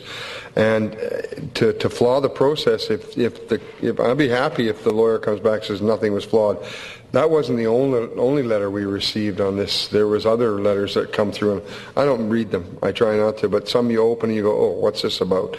So I think we got to concern ourselves with the process to make sure that if this is one of the best processes we've ever seen, that we make sure it is the best process and that it does meet all of the democratic oversights. And if it's been going for more than 4.5 years, 2 weeks isn't going to kill the project. Thank you. Councillor Unger. Thank you, Your Worship. I believe we can pass this main motion and still get a legal opinion. Then if there was something wrong, we have the process available where we can reconsider this motion. So we can pass it tonight and then get a legal opinion, and if it is wrong, then we can reconsider it. Well, we better get staff on that one. Your Worship, if you would like this question reviewed by the solicitor, you should not vote on the bylaw. One of the things I would like to point out, though, Your Worship, is case law has shown that the courts have determined that it's really up to council on whether you believe this is new information, and that may be what the solicitor puts back to you, is that as a whole body, you're going to have to determine whether you think it's new information. Staff has provided our point of view, but you were at the hearing, you're making the decisions, and it's up to you to likely make the decision. But we would put it before our solicitor and see what he says. Okay, Councillor Bestwick. Well, thank you for that clarification. And to the point that it's just 2 weeks. It's not just 2 weeks, because then it's the notice of public hearing, and so it's probably closer to 6 weeks or 8 weeks, or how many weeks after 2 weeks from tomorrow, today when we reconvene, and it's more than that, and it must be extremely frustrating, in my view, for the applicant who really is being penalized for an action that, frankly, isn't theirs. So I'm struggling with, I don't disagree with, in theory and practicality, of what Councillor Holden's motion is. However, this is not something that has been implemented by the developer, I don't believe. And we all receive all kinds of information after public hearings. We're encouraged morally and ethically and responsibly not to have discussions and accept any information, but clearly we all have stated that we do, and some have opened it up and some haven't, and that's a common occurrence, that we are faced with all that. And to me, it's a matter of your own person feeling, though, if you feel as though that you've been violated. I don't think that this process has been violated intentionally or intentfully by the applicant, and any additional length of time is an impediment to the project moving forward, and I won't be supporting the motion on the floor. Okay, Councillor Patchy. Thank you, Worship. Just two comments and then a question to staff. To Councillor McNabb, my good friend, I would say, whether this is 7 million, 10 million, 20 million, the price of democracy is priceless. There is no price that you put on that. To Councillor Bestwick, I will read him, since he is in defense of the applicant. The very first sentence from the letter of Vining Sanini is, "I have been instructed by Ocean View."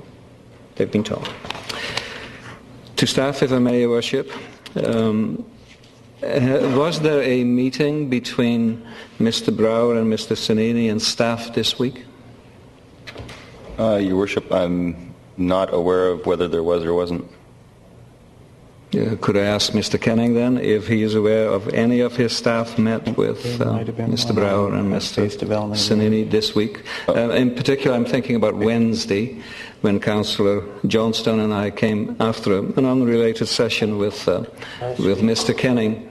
I noted both Mr. Brower and Mr. Sanini on the sidewalk next to the annex on Franklin Street. So Your Worship, Mr. Tucker is indicating there could have been a phase development meeting with some of my staff in strategic planning. No, could have. So, did Mr. Tucker meet with Mr. Brower and Mr. Sanini? No, I did not. Okay, thank you.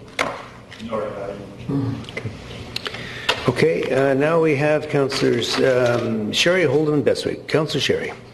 Well, Mr. Chairman, we rely on staff for information.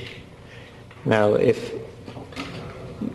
Mr. Swaby's letter was received on its own, I wouldn't have a concern. But when it was accompanied with the attachment from the solicitor, and that's where I draw the line, because we've asked questions in the past and it's been one-on-one or the council's been informed, but it's always been a staff to council, not a solicitor on behalf of the applicant to staff and to council. And basically that's the question that I have, and have the concern of what we're in this predicament right now. Councillor Oldham. Your Worship, first of all, I just wanted to ask staff if they think that they could get a legal opinion quickly enough. Could we bring it back to next week's meeting as opposed to the next regular council meeting? Your Worship, I would defer to Mr. Howitt in terms of whether we would have to bring it back to this council meeting or not, a regular council meeting. I said that in the motion, but I would amend it to the next meeting. Your Worship, council could call a special council meeting to reconsider the bylaw. And so that could be in conjunction with our policy committee meeting next week? Correct. If it's called as a special council meeting? Yes. Yes, okay. So, I mean, it could be quicker than 2 weeks, that's all I'm saying. And the other thing, I just point out that I don't want to do this. I mean, I would like to just vote on the bylaw. But I'm concerned that we could waste a lot more time if there is some substance to what Councillor Paggi is saying. It's better to be safe than sorry, and to extend the thing a lot longer because there is some substance to it. I think we should just ask the question and find out, and then we can vote. Councillor Bestwick. Thank you, Worship. Thank you, Worship. Certainly I would have preferred not to have received this information. Clearly, obviously. And given Councillor Holdham's question as it relates to expediting this information and dealing with it within 7 days, and given that if there was something there that was considered to be in violation, then I will support the motion to have the information expedited and dealt with as in a special meeting of Finance Policy Committee of the Whole next Monday. Okay, Councillor Kipp. Yeah, Your Worship, the only concern I have about going to Committee of the Whole, it's not a publicized meeting. I think this is an interesting debate the public would like to see. We may pack our Committee of the Whole chambers, but this issue is pretty intense and pretty important, as we saw at our public hearing. And I know if we delay it till the next meeting that's on television, that's 2 weeks, and I don't think I disagree with Councillor Bestwick that it would then delay it for 6 weeks. No, it's 2 week delay, and we could probably get into the public hearing in the next month if it's staff. So I don't know if we're rushing it. We've talked now since 9:18, almost an hour, on whether this was a problem. So I think it needs to go back, and we need to bring it up to the meeting where people can watch it on television. Thank you. Councillor McNabb. The idea of a public hearing is to go into a public hearing with your eyes wide open. You shouldn't have, by rights. I mean, I've been sitting on this council for 20-odd some years, And you're supposed to go in a pub hearing with your eyes wide open. Okay, let's hear your side, let's hear your side. I've sat here at more public hearings and more times with staff. I cannot recall where my staff has ever got me legally in trouble or got our council legally in trouble. They always got good judgment, and I believe that their judgment is right again. I mean, I know people sitting at this table that go into that public hearing we had before with their mind already made up how they're going to vote. And that is not right. And they're the ones should be looked at being prosecuted, not picking on our staff. And that's where the whole thing is brought up. Okay. So, moving along, this particular motion, if those is going to be that we have this referred to the solicitor for an opinion, and hopefully get an opinion back as early as possible, preferably within a week. Is that my understanding? Yes. Nod or scuff the floor. Okay. And so at that point, it's a motion. It's been moved and seconded. All in favor? I see 1, 2, 3, 4, 5, 6 in favor. Opposed? And I have 1, 2, 3 opposed. So it now goes to the solicitor for an opinion on it. Well, I guess I won't move adoption of the bylaw. Well, Your Worship, it might take a little longer. Yeah, I wouldn't right now. I move the bylaw 6,500.008 to include a special policy to permit 7 units multifamily residential development at 446 Milton Street be given its third reading. Second. Okay, moved and seconded. Any discussion? All in favor? Opposed? Carried. I move the bylaw 6500.008 be adopted. Second. Moved and seconded. All in favor? Opposed? Carried. Go, sorry, introduction of bylaws. Go ahead. I move the bylaw 7097 to confirm and to adopt the financial plan to leave this first reading. Moved and seconded. And just a question, Your Worship. Yeah, Councillor Beswick. Just a question before we proceed to second and third reading. Sorry. I took you off. Sorry, go ahead. Thank you. Councillor Patchley earlier asked questions of freezing of excluded staff salaries and transportation allowance information and reports as it would relate to the amounts, I suspect, of what they would mean in terms of budget reductions. And I'm just wishing to follow that up with a question to staff if, in fact, that a request for that report on those two items specific do we need to make a motion? Do we need to do anything more than it's already been done? Your Worship, Council made a motion asking for a staff report on transportation allowances, and staff provided that report. So if Council wants to provide direction, that would be up to you. Okay.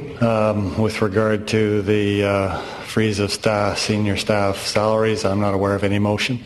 So that would, if Council wanted to provide direction on that, that would require a motion. And just, thank you, and just the timing of the requirement of that motion? Or of a motion that includes both those items or either of those items? It's totally up to Council. The issue about exempt salaries, if Council was intending to implement a freeze, there's no urgency to that because there's no action in the works that would do anything else. So a Hay report will be delivered in due course in the fall, and at that time that issue would come before Council anyway. Okay, Councillor.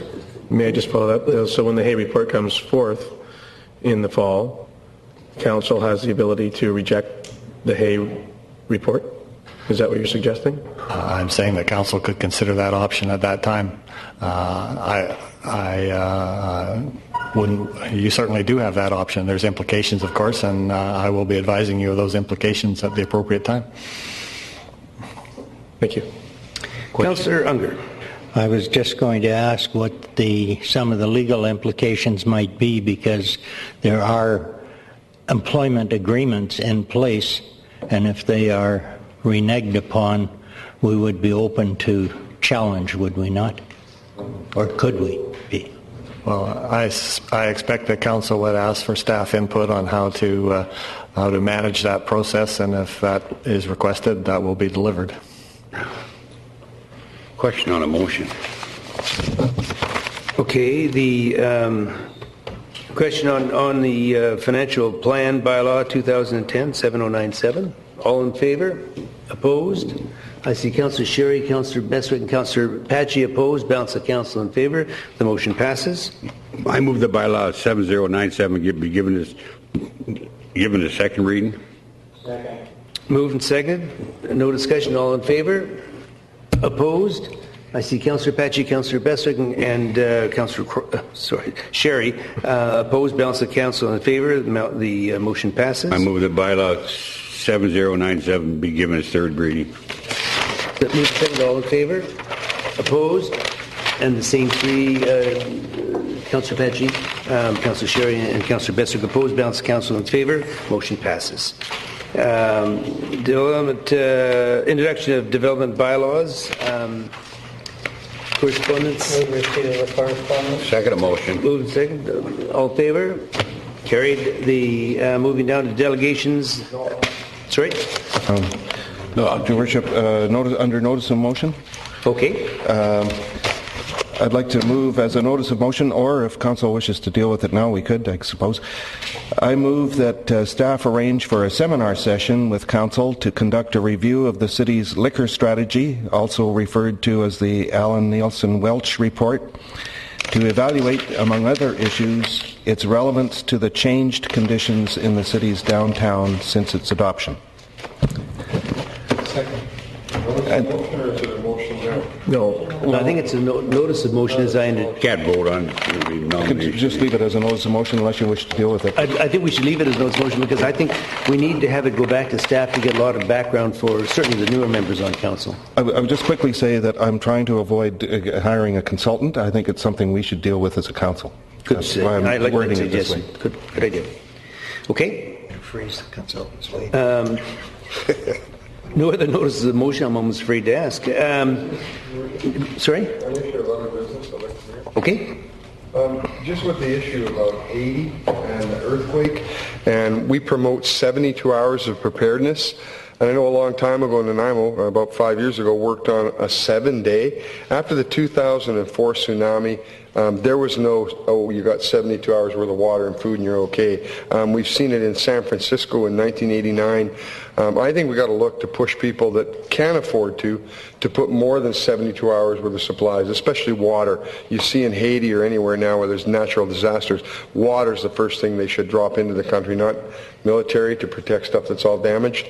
So I'd like to see if we could look at pushing more for a 7-day, for people to be prepared for 7 days. And what I'm saying is that the resources that we have to help people in these services, they're not going to be able to be organized if it's a mass disaster in a short period of time, in 72 hours. We've seen it all over the world. Katrina, one of the biggest, richest countries in the world in 2004, and they still haven't finished some of their response to there. So I think we've got to look and warn people. Those that can, store more food and more water for more than 72 hours, 7 days. That would free up the services to take care of those people that need taken care of, and especially during this time when we see all the damage in Haiti, to think about our own security in Nanaimo, and that means preparing yourself. So I'd appreciate if people would look to more to 7 days preparedness than 72 hours. Thank you. Good suggestion. Thank you. I guess we actually move right down to question period. Well, with delegations pertaining to items not on the agenda, but we've had. Fred Hour. Sorry? Question period. Fred Hour. He's hunkering behind Al. So we're going into the question period, and these are agenda items only. Seeing none.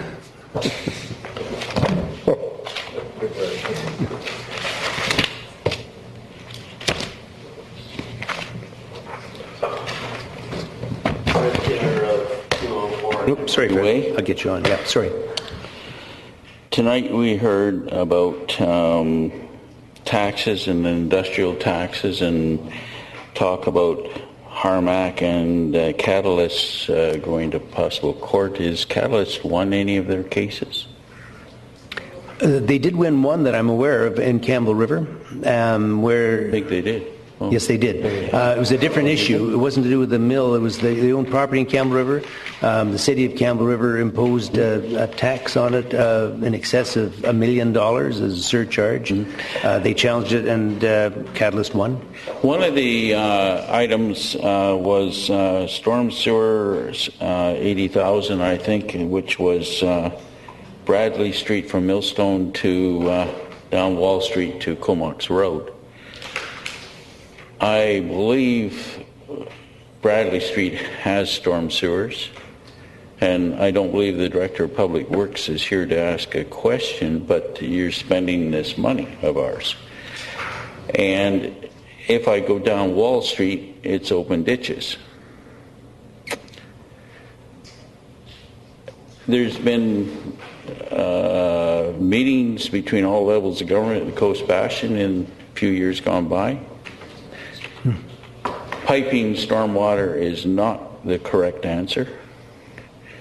You've got grass swales and everything going down Wall Street. So your question is, remember word question period? Taking the water to a fish-bearing stream. You've created Bowen Road at the other end of Wall Street with storm sewers that robbed the hillside of Bowen Park from water, which you had to then sprinkle. Why would you want to spend money on storm sewers in this situation when there's a fish-bearing stream at the bottom, which funnels pollutants, everything right to the stream?